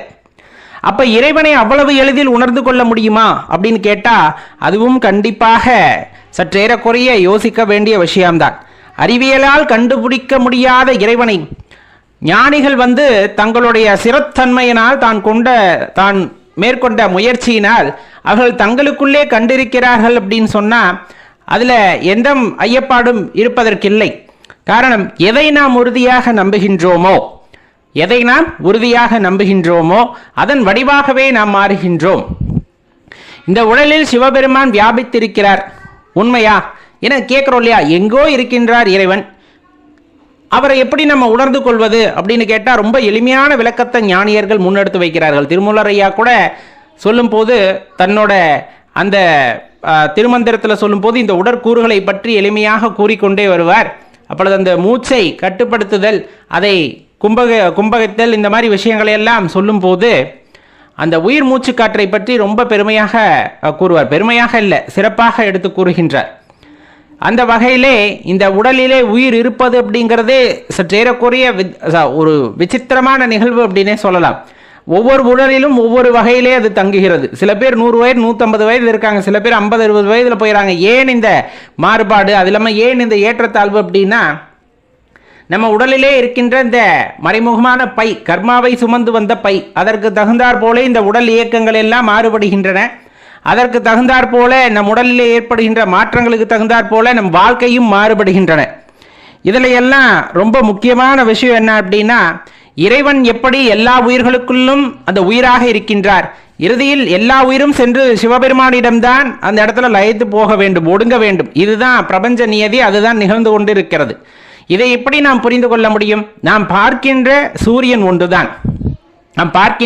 சூரியன் ஒன்றுதான், அதன் பிரகாசம் நம்மால் பார்க்க முடிகிறது. இப்போ அதனுடைய தன்மையானது ஒவ்வொரு இடத்திலே ஒவ்வொரு மாதிரி மாறுகிறது அல்லவா? நேரடியாக பார்த்தால் கண்கூசும். அதே ஒரு குடுவையில் தண்ணியை ஊற்றி வைக்கிறீங்க, அந்த தண்ணியில் பார்க்கும்போது சூரியனோட அந்த வடிவத்தை பார்க்க முடியும், அது கண் கூசுவது இல்லை. அதே ஒரு ஆற்று, குளம், இந்த இதில் பார்த்தாலும் அதனுடைய வடிவத்தை பார்க்க முடியும். இந்த மாதிரி ஒவ்வொரு இடத்திலும் அவர் வியாபித்திருக்கின்றார், இறைவனாகப்பட்டவர் வியாபித்திருக்கின்றார். அவரவர் பார்வைக்கு ஏற்றாற் போல அந்த தரிசனத்தையும் அவர்களுக்கு கொடுக்கின்றார். அப்படிங்கிறது தான் நிதர்சனமான உண்மை, நாம் தெரிந்து கொள்ள வேண்டிய உண்மையும் கூட. இப்படி இருக்கக்கூடிய சூழ்நிலையிலே இறைவனை புகழ்ந்து பாட வேண்டுமா, இறைவனை நினைக்க வேண்டுமானா யாரும் புகழ்ந்து பாட சொல்லி கட்டாயப்படுத்தவில்லை, யாரையும் நினைக்க சொல்லியும் கட்டாயப்படுத்தவில்லை. ஆனால் இப்படி ஒரு அற்புதமான படைத்த அந்த கலைஞன் இருக்கிறார் அல்லவா, இறைவனை கலைஞன் என்று கூறலாமா? கூடாதுதான். இருந்தாலும் யோசித்து பாருங்களேன், ஒரு சிற்பத்தை ஒரு சிற்பி செய்கிறார் என்றால் அந்த சிற்பமானது முழு வடிவம் பெறும் பொழுது அந்த சிற்பி ஒரு மகிழ்ச்சியின் உச்சகட்டத்திற்கு செல்வார். பார்க்கறதுக்கே அப்படி ஒரு தத்ரூபமாக செய்யும் பொழுது ஒரு சிற்பத்தை செய்யக்கூடிய சிற்பி அந்த சிற்பத்திற்கு கடவுளாகின்றார்.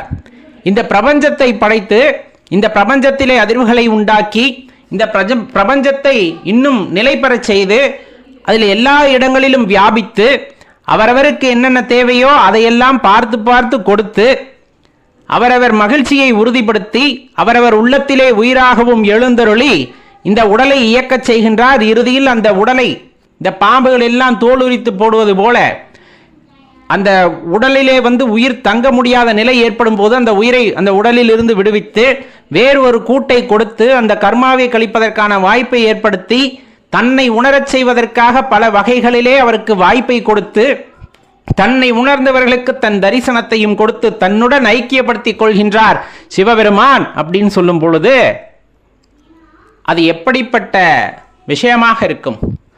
இந்த சிவபெருமான் என்னும் ஆற்றல் எப்படிப்பட்டதாக இருப்பார் அப்படிங்கிறத யோசிச்சு பாருங்க. கருணையே வடிவமானவர், நம்ம சொல்றோம் இல்லையா, கருணையே வடிவமானவர் சிவபெருமான். அப்படிப்பட்ட கருணாமூர்த்தியை நாம் தினம் தினம் நினைப்பதே நம் பாக்கியமாகும், தினம் தினம் நினைத்து போற்றுவதே நம் கடமையாகும். அவரை பற்றி நினைக்காத நிமிடம் ஒன்று இருக்கிறது என்றால் இந்த வாழ்க்கையிலே அது தேவையில்லாத நிமிடமாக போகட்டும். அவரை பற்றி பேசாத வார்த்தைகள் இருக்கும் என்றால் அந்த பேசாத வார்த்தையெல்லாம் வீணான வார்த்தை, அது என் வாயில் வராமலே இருந்துட்டு போகிறது அப்படிங்கிற மாதிரியான உணர்வானது நம் மனதிலே ஏற்படும். சர்வ காலமும் இறைவனை நினைத்து கொண்டே இந்த வாழ்க்கையானது நகர்கிறது என்றால் எறும்பிற்கு கூட துரோகம் நினைக்காமல் வாழ கற்றுக்கொண்டோம் என்ற அர்த்தம். அன்பே வடிவமாக அமர்ந்து விட்டோம் என்பது அர்த்தம். சிவனே என்று அமர்ந்திரு என்பார்கள். அதே போலத்தான் சிவத்தை உணர்ந்தவர்கள் சிவமாகவே இருக்கின்றார்கள். இந்த உடலும் சிவம் வசிக்கின்ற கூடாகவே இருக்கிறது அப்படின்னா அதில் எந்த மாற்று கருத்தும் இல்லை என்பர்களே. சாதாரணமாக சிவபெருமானை நினைத்துவிட முடிவது இல்லை. யார் யாரோ முயற்சி செய்கிறார்கள் சிவனை உணர்ந்து கொள்ள வேண்டும் என்று. எல்லோருக்கும் அந்த வாய்ப்பானது கிடைக்கப் பெறுவது இல்லை. சிவத்தை வழிபடுபவர்கள் கூட அவருடைய அனுமதியினால்தான் அவர்களை வழிபடுகின்றார்கள். அப்படி இருக்க இப்படி ஒரு அரும்பெரும் வாய்ப்பை பெற்ற நாம் அவரை பற்றி நினைக்காமல், அவரை பற்றி பேசாமல், அவரை பற்றி ஒரு சிந்தனையிலே இல்லாமல் இருந்தால் அது நமக்காகவே செய்துகின்ற தவறு, துரோகம் என்றே எடுத்துக்கொள்ளலாம். அவர் நினைவிலே இருக்கும் பொழுது நம் மனமானது மகிழ்ச்சியாக இருக்கும். அவர் புகழை பாடும் பொழுது இந்த உடலும் உள்ளமும் பூரித்து கிடக்கும். அவரை பற்றி நினைத்திருக்கும் பொழுது மனதிலே ஒரு அமைதி நிலவும் பாருங்க.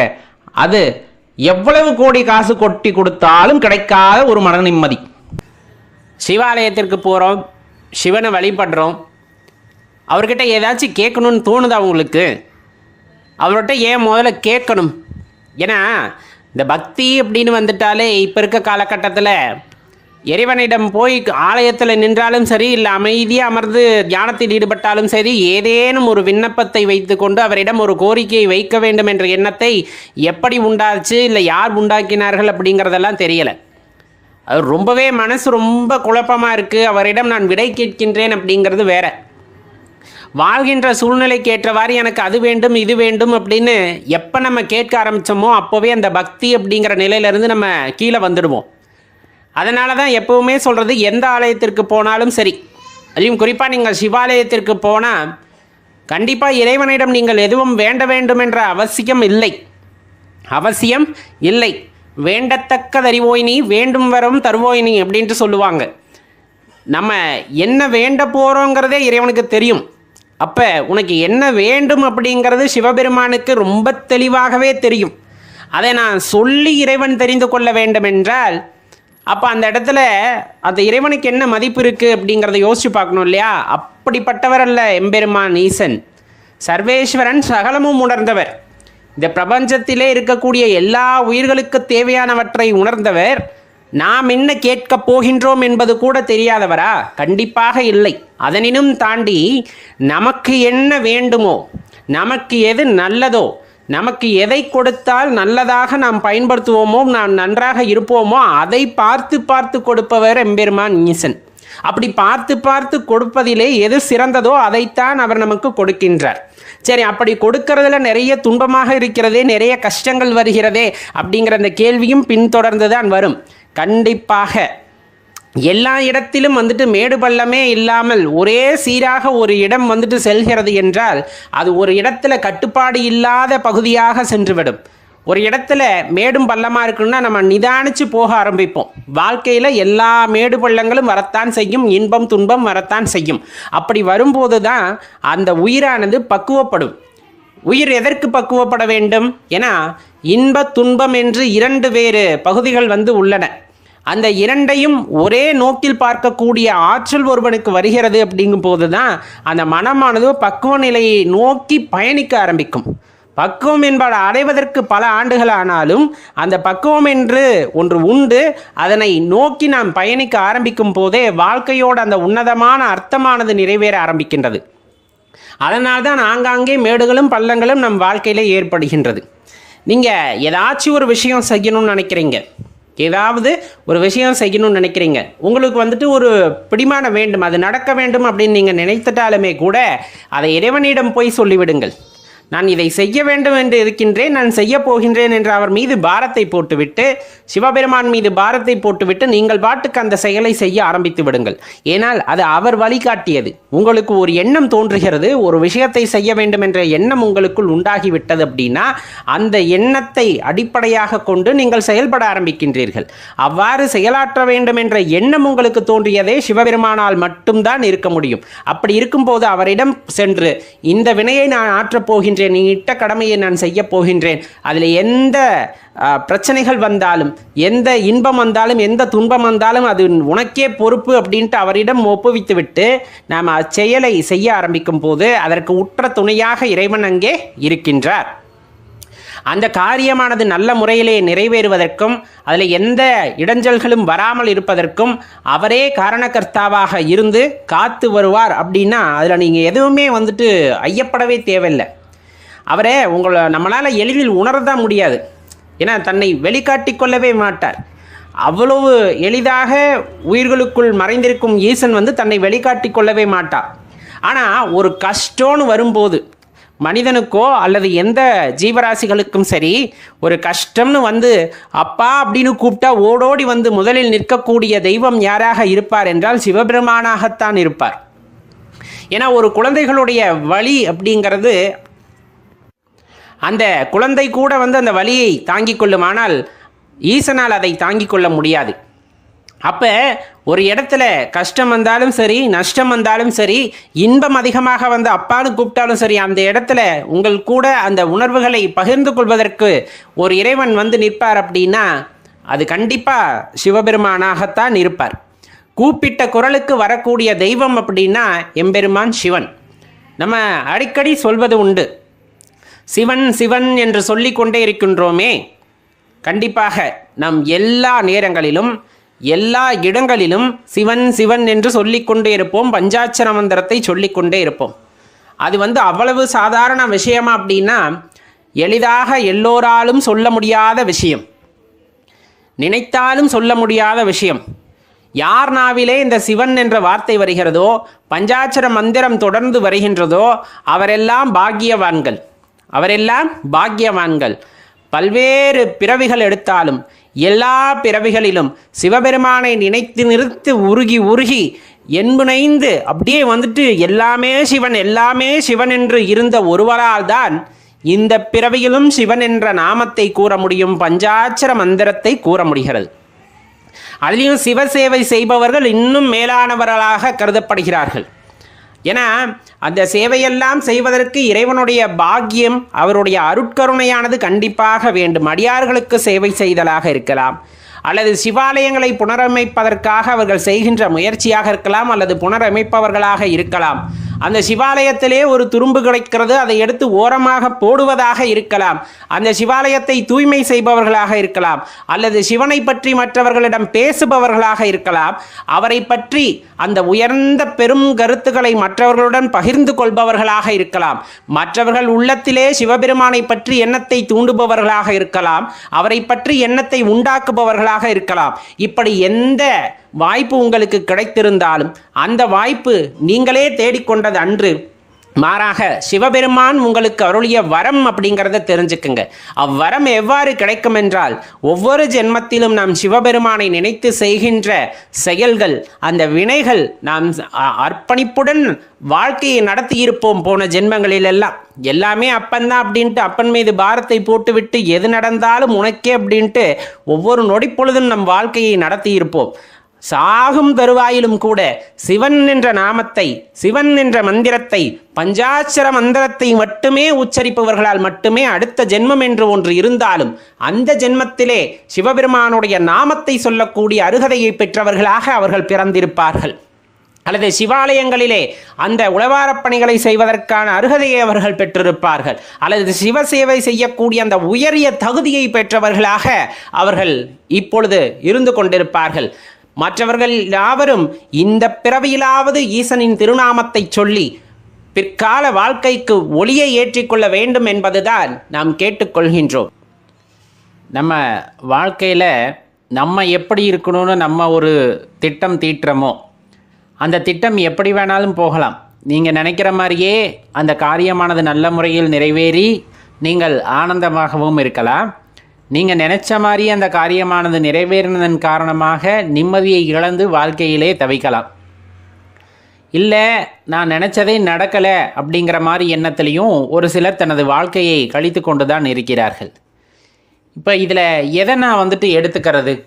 நான் வாழ்க்கையில் இந்த மாதிரி இருக்கணும்னு ஆசைப்பட்டேன், அதே மாதிரி தான் கடவுள் எனக்கு எல்லா வாய்ப்புகளையும் கொடுத்துருக்கார், எல்லாமே இருக்குது. ஆனால் மனசில் நிம்மதி மட்டும் இல்லை, மனதில் சந்தோஷம் மட்டும் இல்லை அப்படிங்கிறவங்களோட எண்ணிக்கை இந்த பூமியிலே ரொம்ப அதிகம். ஏன் அப்படி? நான் கேட்குறேன், கேட்டதும் கிடச்சிருச்சு, ஆனால் எனக்கு மனசில் நிம்மதி இல்லையே அப்படின்னு கேட்டால் ஒரே ஒரு விஷயத்தை தெளிவாக தெரிஞ்சுக்கணும். வேண்டும் அப்படிங்கிற மனதின் காரணமாகவும் போதாது அப்படிங்கிற அந்த மனதின் காரணமாகவும் தான் இந்த பிரச்சனையானது நமக்கு உண்டாகின்றது. எந்த விஷயமா இருந்தாலும் சரி, எனக்கு ஒரு வீடு வேணும்னு மனசில் ரொம்ப ஆசைப்பட்டு அதுக்காக கடின உழைப்பு, இறைவனோட அனுகிரகத்தால் ஒரு வீடும் அமைஞ்சிருச்சு. இருந்தாலும் மனசில் நிம்மதி இல்லை.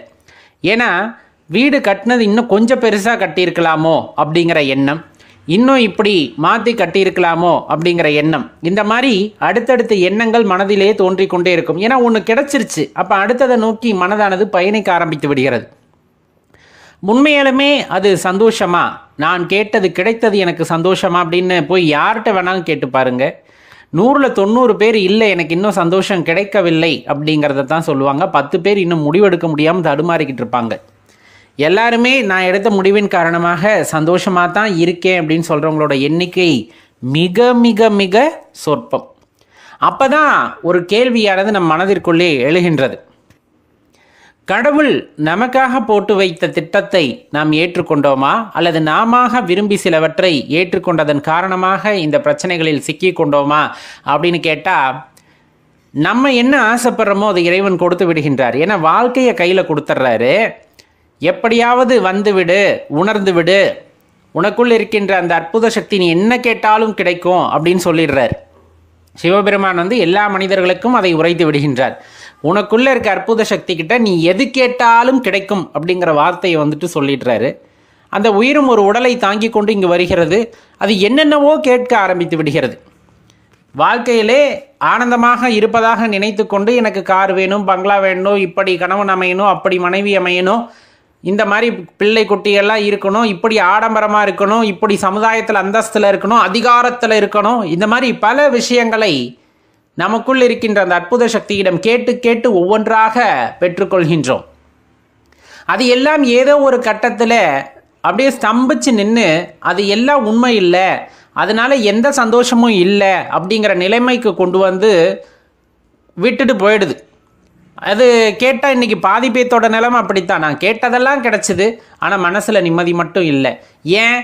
கடவுள் உனக்குள் ஒரு அற்புத சக்தியை கொடுத்து நீ கேட்பதையெல்லாம் கொடுக்க வேண்டும் என்ற உத்தரவை இட்டு உனக்குள்ளே அந்த அற்புத சக்தியை வைத்து அனுப்பியிருக்கிறார். நீயும் கேட்டு கேட்டு பெற்றுக்கொண்டே இருக்கின்றாய். அப்போ எல்லாரும் நல்லது கேட்டால் கிடைக்கணும்ல. ஏன் கெட்டது கிடைக்குது அப்படின்னா அந்த மன உறுதிப்பாட்டுடன் அவர்கள் கேட்பதில்லை. எனக்கு இது வேண்டும் அப்படிங்கிற ஒரு ஆணித்தனமான எண்ணத்துடன் அந்த அற்புத சக்தியிடம் எதையும் கேட்பதில்லை. அதனால தான் சில பேத்துக்கு அது எதிர்மறையாக நடக்கிறது. சொல்லுவாங்கல்ல, வாழ்க்கையில் நம்ம பட்டது எல்லாம் கஷ்டம், மனசில் அப்படி நல்லா விழுந்துடும். எனக்கு எது வந்தாலும் கஷ்டமாக தான் வருது, எது நடந்தாலும் கெட்டதாக தான் நடக்குதுன்னு மனசில் விழுந்துடுது. நல்லா விழுந்துறதன் காரணமாக அவங்களால நிஜமாகவே நல்லதாகவே நினைக்கவும் முடியறதில்ல. அப்படியே நினச்சாலும் ஒரு குழப்பத்தில் இது நடக்குமோ நடக்காதுங்கிற எண்ணத்தில் இப்படி நடந்துருச்சுன்னா எதிர்மறையை யோசிக்கும் போது அவங்களுக்கு எதிர்மறையாக தான் நடக்குது. அதுக்கும் அதிக வாய்ப்பு இருக்குது. சரி, இப்போ இதெல்லாம் இருக்கட்டும்.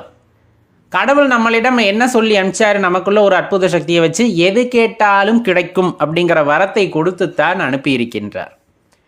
நீ எது கேட்டாலும் கொடுக்கக்கூடிய ஒரு பெரிய சக்தியை உனக்குள் வைத்து தான் அனுப்பியிருக்கின்றேன் அப்படின்ட்டு இறைவன் சொல்லும்போது நம்ம உடனே மனசில் என்ன தோணிடுதுன்னா, அப்பாடா இவ்வளோ பெரிய வரத்தை கொடுத்துருக்கார் ஆண்டவன், அப்போ இதை கேட்கலாம் அதை கேட்கலான்னு தோணுதே தவிர அந்த இறைவனுடைய திருப்பாதத்தை தரிசிக்கக்கூடிய வாய்ப்பை கொடுன்னு அந்த அற்புத சக்திகிட்ட நம்ம யாருமே கேட்கறது இல்லை.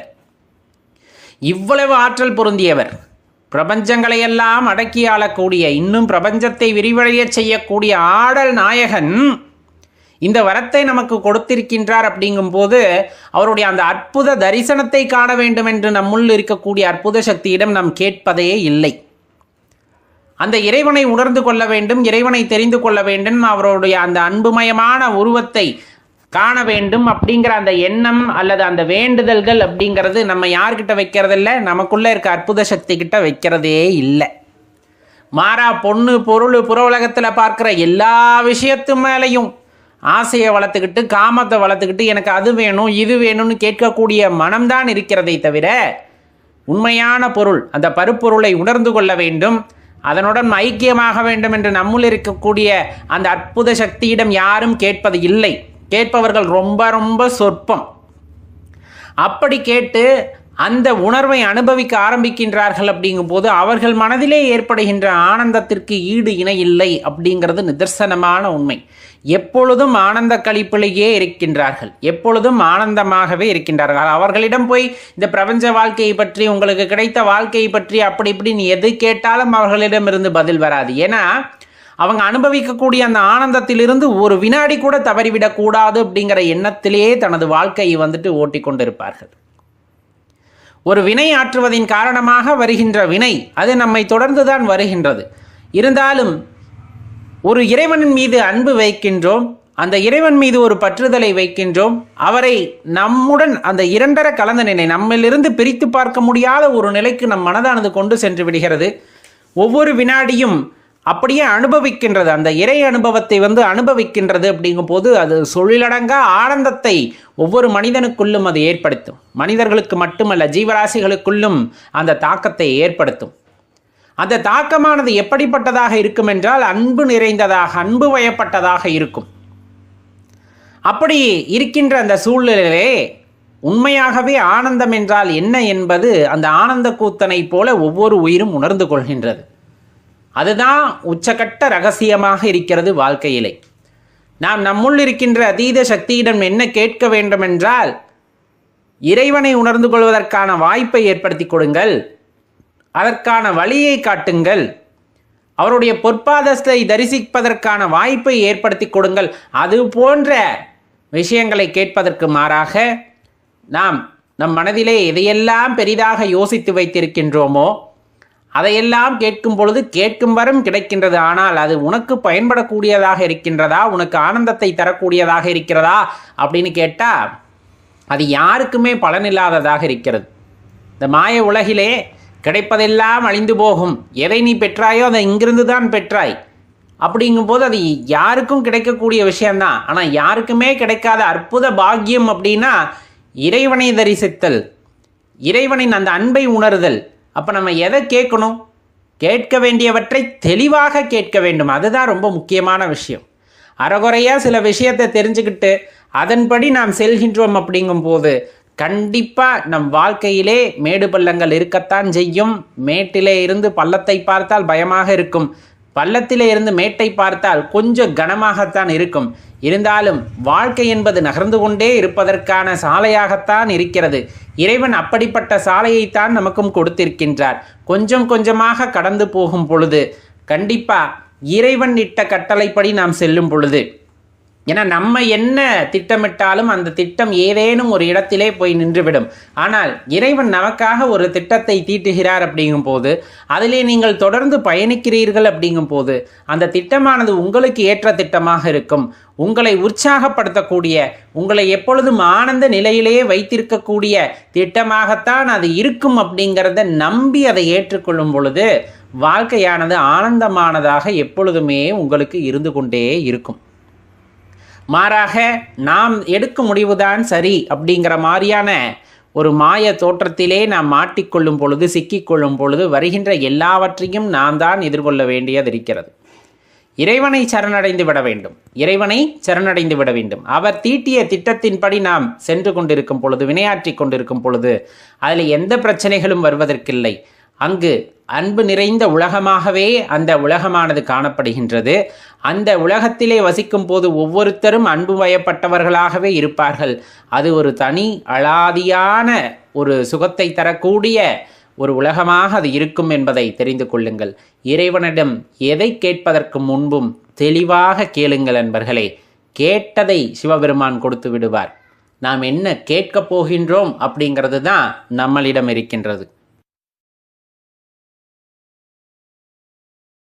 ஒரே விஷயத்தை மீண்டும் மீண்டும் செய்யும் பொழுது அதில் வல்லவர்கள் ஆவார்கள் அப்படின்னு சொல்லுவாங்க. எந்த ஒரு வேலையை நம்ம தொடர்ந்து செய்து கொண்டிருந்தாலும் அதில் நுணுக்கங்கள் தெரிய வரும். அதன் மூலமாக பார்த்தீங்கன்னா அதில் ரொம்ப திறமைசாலியாக ஒரு நபர் மாற முடியும். இதை மனசில் வச்சுக்கோங்க. எப்பவுமே ஒரு விஷயத்தை பற்றி யோசித்து கொண்டே இருந்தால் அந்த கவனம் அப்பொருளின் மீது நிற்கும் அப்படிங்கிறது தெரியும். ஆனால் அதை செயல்பாட்டுக்கு கொண்டு வராத வகையில் அதனுடைய அனுபவம் நமக்கு கிடைக்காது. இதில் உறுதிப்பாடுடன் நாம் இருக்கின்றோம் அப்படின்னா அந்த சிவபக்தி அப்படிங்கிற அந்த பழச்சுவையை நம்மளால் அருந்த முடியுமா முடியாதா அப்படிங்கிற ஒரு தீர்மானத்திற்கு நீங்கள் வர முடியும். கண்டிப்பாக நம்ம இந்த சிவபித்தன் சேனலை பின்பற்றி வருபவர்களுக்கு நன்கு தெரியும், நம்ம என்னதான் எண்ணம் கொண்டிருந்தாலும் செயல்பாடு அப்படிங்கிறது அல்லது முயற்சி அப்படிங்கிறது செய்யலை அப்படின்னா நமக்கு இறை அனுபவம் கிடைக்காது அப்படிங்கிறது அடியேன் எப்பொழுதுமே கூறிக்கொண்டிருக்கின்றேன். ஞானாசிரிய பெருமக்கள் கூறியதை எடுத்து சொல்லி அப்போ அதை பற்றி எப்போவுமே சிந்தித்து கொண்டிருக்க வேண்டும். அடியேன் ஒரு விஷயத்தை நம்ம சொல்கிறோம் அப்படின்னா அதை அப்படியே ஏற்றுக்கணுங்கிற அவசியம் கிடையாது. நம்ம மார்க்கமும் அதை நமக்கு சொல்லித்தரவில்லை. ஒரு விஷயத்தை அப்படியே நீங்கள் நம்பணும் எடுத்துக்கணுங்கிற அவசியம் இல்லை. அதை பற்றின ஆராய்தல் அல்லது புரிதல் அப்படிங்கிறதுக்கு உங்களுக்கு இருந்ததுன்னா மட்டும்தான் அதனுடைய அனுபவத்தை நீங்கள் பெற முடியும் அப்படிங்கிறத தெரிஞ்சுக்க. அதனால சிவபக்தியில் இருக்கோம்னா மற்றவங்க கிட்ட நிறைய பேசணும் அப்படின்னு சொல்லுவாங்க. ஏன் பேசணும், எதற்காக பேசணும், என்ன பேசணும் அப்படிங்கிற ஒரு விஷயம் இருக்கு. கண்டிப்பா இப்ப ஒரு மனிதனா பிறந்திருக்கோம், நமக்கு எதுவெல்லாம் சுவையாக தெரியும் எதுவெல்லாம் நன்மையாக தெரியும் அப்படின்ட்டு பலவாறு யோசிச்சோன்னா, சாப்பிடும் போது நமக்கு பிடித்த சுவையை அருந்துகின்றோம் அப்படின்னா கண்டிப்பா அது ஒரு விதமான ஒரு நல்ல உணர்வா இருக்கும். நமக்கு பிடித்த காட்சிகளை நாம் பார்க்கின்றோம் அப்படிங்கும் போது அது கண்ணுக்கு ஒரு விருந்து அப்படின்னு தான் சொல்லுவாங்க. நல்ல சந்தோஷமான வார்த்தைகள் அல்லது உங்களை புகழ்ந்து பேசுகிறார்கள், அதை நீங்கள் காது கொடுத்து கேட்கிறீர்கள் அப்படிங்கும் போது அது காதுக்கு ஒரு விருந்து அப்படின்னு சொல்லுவாங்க. ஒரு இதமான ஸ்பரிசம் உங்கள் உடலின் மீது அந்த காற்று அப்படியே தழுவி செல்கிறது அப்படிங்கும் போது அது ஒரு வித்தியாசமான அனுபவமாக இருக்கும். அது ரொம்ப சந்தோஷமானதாக இருக்கும்னு வச்சுக்கோங்களேன். இப்போ இதையெல்லாம் நம்ம புற உலகிலே நமக்கு கிடைக்கக்கூடிய ஆனந்தங்களில் வெகு சில இன்னும் ஒவ்வொருவருக்கும் ஒவ்வொரு மாதிரியான ஆனந்தம் அப்படிங்கிறது கிடைக்கும் ஐம்புலன்களால். இப்போ உண்மையாலுமே அதெல்லாம் ஆனந்தமா அப்படின்னு ஒரு கேள்வியை நம்ம கேட்குறோன்னு வச்சுக்கோங்களேன். ஆமான்னு தான் எல்லாருமே சொல்லுவாங்க. ஏன் அப்படின்னா, உண்மையான ஆனந்தம் எதுவென்று தெரியாத போது தான் அடைந்த ஆனந்தத்தை உண்மை என்று, அதுதான் பெரிது என்று எண்ணிக்கொள்வோம். அதுதான் இங்க ஒரு விஷயம். இப்ப பள்ளிக்கூடத்துல படிக்கும் போது ஒரு விஷயம் நமக்கு ரொம்ப பிடிச்சிருக்கும், அதை ரொம்ப ஆராதனை செய்திருப்போம். இது எனக்கு பிடிக்கும், இது எனக்கு பிடிக்கும்னு.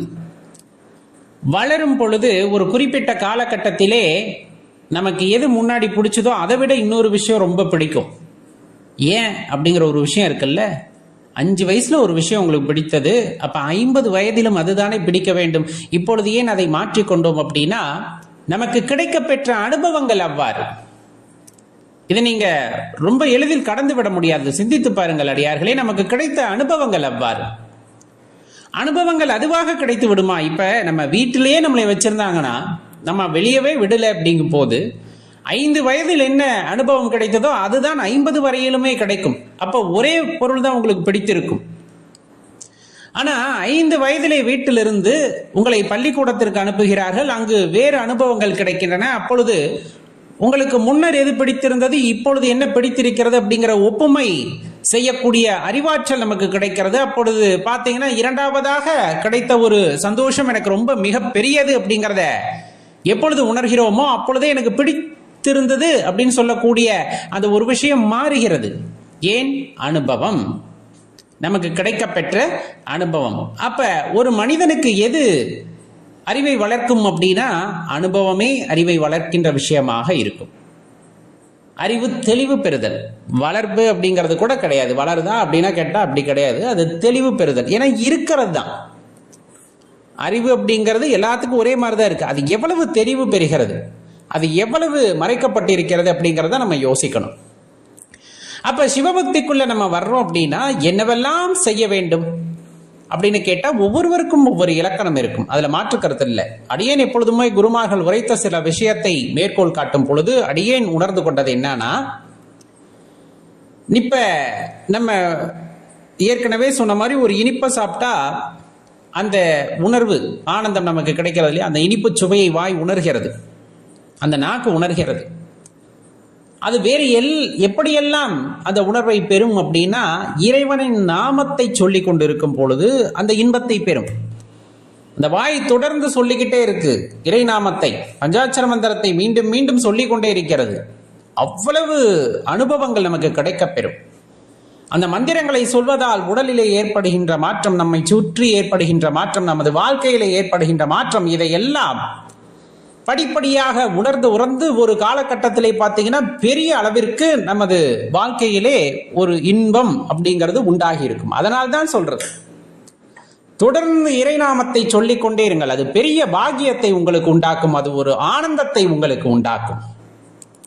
எப்பொழுதும் இறைவனை பற்றியே பேசிக் கொண்டிருத்தல், இறைவனுடைய அந்த மகிமைகளை பேசிக் கொண்டிருத்தல், இது எல்லாமே நமக்கு இன்பம் பயக்கக்கூடியதாக இருக்கும். மீண்டும் மீண்டும் நாம் சொல்லும் பொழுது ஏதேனும் ஒரு அனுபவங்கள் உள்ளே ஏற்படும்.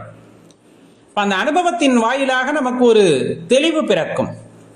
அதனால் மந்திரங்களை மீண்டும் மீண்டும் சொல்லுங்கள் அப்படின்னு சொல்லுவாங்க. அதே போலதான் எப்பொழுது நாம் கேட்டாலும் செவிக்கு உணவில்லாத பொழுது அப்படின்ட்டு வள்ளுவ பெருமான் சொல்லுவாங்க இல்லையா? அதுபோல அந்த செவிக்கு உணவு இல்லாமலே இருக்கக்கூடாது. எப்படி? எப்பொழுதுமே இறை நாமத்தை கேட்டுக்கொண்டிருங்கள், இறைவனின் மகிமையை கேட்டுக்கொண்டிருங்கள். அது காதுக்கு கிடைக்கக்கூடிய மிகப்பெரிய பாக்கியம், மிகப்பெரிய பாக்கியம். அது எல்லாத்த விட சிறந்தது. நாம் பேசும்போது கூட ஒரு சில விஷயங்கள்ல தடுமாறிடுவோம், வார்த்தைகள் இல்லாம. ஆனா கேட்கும் போது மனது அப்படியே ஒன்றி இருக்கும், இறைவனுடைய அந்த திருநாமத்தை அப்படியே பற்றி இருக்கும், அதை விட்டு ஒரு க்ஷணம் கூட விலகாது. அப்படி ஒரு தன்மை நமக்கு கிடைக்கப் பெறுகிறது. அப்படிங்கும் போது அதை விட பெரிய ஆனந்தம் அப்படிங்கிறது இந்த உலகிலே வேறு எதுவும் இல்லை. அப்படிப்பட்ட ஆனந்தமாக இருக்கும், கேட்டுக்கொண்டே இருக்க வேண்டும் என்று தோணும். ஏதேனும் ஒரு தடுதல் அங்கு வந்துருச்சு அப்படிங்கும் போது மனம் பதறும், அப்படியே தேடும், அடுத்து இறைவனை பற்றி தெரிந்து கொள்ள வேண்டுமே என்ற அலைமோதும். அப்படி ஒரு வாய்ப்பை காதுக்கு கொடுங்கள். கண்ணுக்கு எப்பொழுதுமே கண்ணுக்கு குளிர்ச்சியாக இறை அந்த உருவங்களை பார்த்து கொண்டே இருத்தல் அல்லது கற்பனை செய்து கொண்டே இருத்தல். அப்படியே கண்ணில் நிற்கணும், மனதில் நிற்பதல்ல, கண்ணிலே நிற்க வேண்டும். நீங்கள் பார்க்கும் இடமெல்லாம் சிவமாக தெரிய வேண்டும். சில பேர் எப்பொழுதுமே உண்டு, மேகக்கூட்டத்தை பார்த்தால் அங்க பாருங்க சிவலிங்கம் தெரியுது அப்படிம்பாங்க. ஒரு தண்ணீரை பார்த்தால் அது பாருங்க அந்த ஓடுற அழகை பாருங்க, அப்படியே சிவலிங்கம் மாதிரியே தெரியுது. அப்படியே அந்த வீசுகின்ற தென்றலை பார்த்தால் இறைவனுடைய அந்த குளிர்ச்சியை நம்மால் உணர முடிகிறது.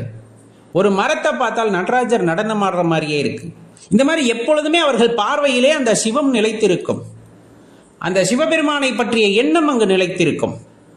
அவர்களுக்கு வேறு எதுவுமே தெரியாது, பார்க்கின்ற எல்லாம் சிவபெருமானாகவே காட்சியளிக்கும். அப்ப அதெல்லாம் எவ்வளவு பெரிய பாக்கியம். அப்பொழுது பார்த்தீங்கன்னா நம்ம மனசு மகிழ்வா இருக்கணும் அப்படின்னா கோடி கோடியா பணம் இருக்கணும் அப்படின்னு அவசியம் இல்லை, எனக்கு பிடிச்சதெல்லாம் சாப்பிடணும் அப்படிங்கிற அவசியமும் இல்லை, எனக்கு பார்த்தீங்க அப்படின்னா எனக்கு பிடிச்சவங்க எல்லாம் கூட இருக்கணும்னு அவசியம் இல்லை. இறைவன் என்னுடன் இருக்கின்றான், இறைவன் என்னுடன் இருக்கின்றான் என்ற எண்ணம் நமக்குள் வரும் பொழுது, பார்க்கின்ற எல்லாம் சிவபெருமானாக தெரியும் பொழுது, நான் பேசுகின்ற வார்த்தைகள் எல்லாம் சிவபெருமானை பற்றியதாக இருக்கிறது என்னும் பொழுது, நான் கேட்கின்ற எல்லாமும் சிவபெருமானை பற்றியதாக இருக்கிறது அப்படிங்கும் போது, அதனால் உண்டாகின்ற மகிழ்ச்சிக்கு இந்த உலகத்திலே வேற ஏதும் ஈடு இணை கிடையாது. தெளிவா தெரிஞ்சுக்கணும். எல்லா பிறப்பும் பிறந்திழைத்தேன் எம்பெருமான் அப்படின்ட்டு சொல்லும் பொழுது, மீண்டும் மீண்டும் பிறந்து பிறந்து பல பிறவிகளை எடுத்தாச்சு, பல பிறவிகளை எடுத்தாச்சு. என்னென்ன பிறவி எடுத்தோங்கிறதெல்லாம் தெரியாது, எல்லாம் மறைத்தல் தொழிலில் மறைத்து வைக்கப்பட்டிருக்கிறது இறைவனார். ஆனால் நிறைய பிறவிகள் எடுத்துக்கொண்டே இருக்கின்றோம். பிறவிகள் தோறும் இறைவனை அடைய வேண்டும், இறைவனை சரணடைய வேண்டும், இறைவனுடன் இரண்டரை கலந்து விட வேண்டும், இப்படிப்பட்ட எண்ணங்கள் நம் மனதிலே தோன்றிக் கொண்டுதான் இருக்கின்றன. ஆனால் அது எதுவும் இன்றளவும் ஈடேறவில்லையே. காரணம் என்னவாக இருக்கும்? நாம் பார்த்தோம், கேட்டோம், சொன்னோம், இருப்பதை உணர்ந்தோம், ஆனால் அது எதுவும் அனுபவமாக நமக்கு மாறவில்லை, அது எதுவும் அனுபவமாக மாறவில்லை. குருவருளாலும் திருவருளாலும் இறைவன் துணை நின்று நமக்கு வழிகாட்ட வேண்டுமென்றால் இப்பொழுது சொன்ன அந்த விஷயங்களை நாம் அனுபவமாக பெற வேண்டும். இறைவன் இருப்பதை நாம் உணர வேண்டும். எங்கிருக்கின்றார்? உன்னுள் தான் இருக்கின்றார். எங்கிருந்து பேசுகின்றார்? உன்னுளிருந்து தான் பேசுகின்றார். எங்கிருந்து பார்க்கின்றார்? உன்னுளிருந்து தான் பார்க்கின்றார். இப்படிப்பட்ட விஷயத்தை நாம் உணர்ந்து கொள்ளும் பொழுதுதான் இறைவனை பற்றிய அந்த ஆனந்தம் அப்படிங்கிறது நமக்குள் ஏற்படும். பல பிறவிகள் எடுத்தாச்சு, கர்மத்தின் காரணமாக வந்து வந்து கர்ம மூட்டைகளை தூக்கி கொண்டேதான் போகின்றோமே தவிர எதையும் கழித்து விட்டு போவதில்லை. எப்ப அந்த கர்ம மூட்டைகளை கழிக்க முடியும்? ஒரே ஒரு விஷயம்தான், எந்த வினை ஆற்றினாலும் சரி, எந்த வினை நடந்தாலும் சரி, அவ்வினைக்கும் எனக்கும் எவ்வித தொடர்பும் இல்லை, சம்பந்தமும் இல்லை, இந்த காரியத்தில் என்னுடைய பங்கு எதுவும் இல்லை, அடியேன் வெறும் காட்சி பொருள்தான், அடியேன் வெறும் கருவிதான் அப்படிங்கிற எண்ணம் நமக்குள்ள இருக்கு. அப்படிங்கும் போது நாம் எந்த வினையை செய்தாலும் அவ்வினைக்கும் எனக்கும் எந்த சம்பந்தமும் இல்லை என்று விலகி நின்று அவ்வினையை பார்க்கும் பொழுது இறை அருளாலே அந்த கர்மம் எல்லாம் கழியும் அப்படிங்கிறது தான் நமக்கு நமது முன்னோர்கள் சொல்லி சென்றது. கடமையை செய், பலனை எதிர்பாராதே. நிறைய இடத்துல கேட்டிருப்பான். அதற்கு பலவிதமான பொருட்கள் சொல்லப்பட்டாலும் உன் கர்மா எதுவோ, உன் செயல் எதுவோ, உனக்கு என்ன விதிக்கப்பட்டதோ அதை செய்துவிடு. ஆனால் அதற்கான பலனை எதிர்பார்க்காதே. பலனை எதிர்பார்த்தால் மீண்டும் ஒரு பிறவியை அடைய வேண்டும். நான் புண்ணியம் செய்தேன், எனக்கு எதுவும் வரவில்லையே அப்படின்னு நீங்க நினைத்தாலும் அதை அனுபவிக்க இன்னொரு பிறவி எடுக்க வேண்டும். நான் தெரியாது ஒரு தவறு செய்தேனே, அந்த கர்மத்தை அனுபவிக்கவும் நாம் என்ன செய்தாக வேண்டும்? பிறவி எடுத்தாக வேண்டும். பற்றற்று இருப்பவன் இறைவனை மட்டுமே பற்றியிருக்கிறார்கள் என்னும் பொழுது அவர்கள் செய்கின்ற எவ்வினைக்கும் அவர்கள் பொறுப்பேற்பதில்லை. அவர்கள் மனசாட்சிக்கு தெரியும், எந்த வினைக்கும் பொறுப்பேற்பதில்லை. அப்ப பற்றற்று இருப்பவன் ஒரு தவறை செய்வானா? தவறை செய்தால் அவன் மனம் உறுத்தினால் அது கர்மாவாகும்.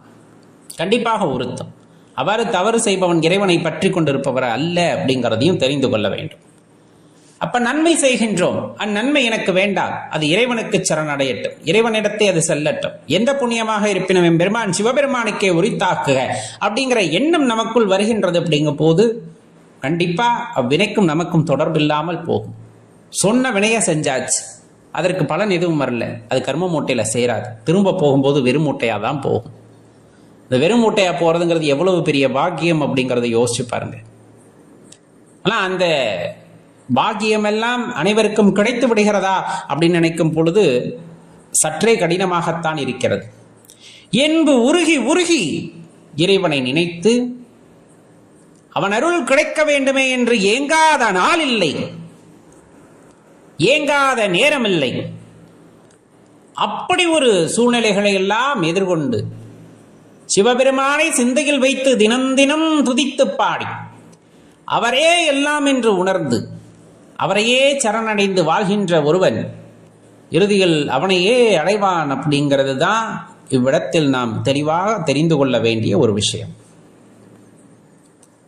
அவன் அவள் அது என்று எந்த வார்த்தைகளாலும் குறிக்க முடியாத பரம்பொருள். இல்லை என்று நம்மால் சொல்ல முடியுமா? முடியாது. அவன் அவள் அது என்று எந்த வார்த்தையாலும் சொல்ல முடியாத பரம்பொருள். அனைத்தையும் தாண்டி அகிலத்தில் சர்வமும் வியாபித்து சர்வமாய் இருக்கின்ற இறைவனை மனதில் நிறுத்த வேண்டும். மனதில் நிறுத்தி வழிபட வேண்டும்.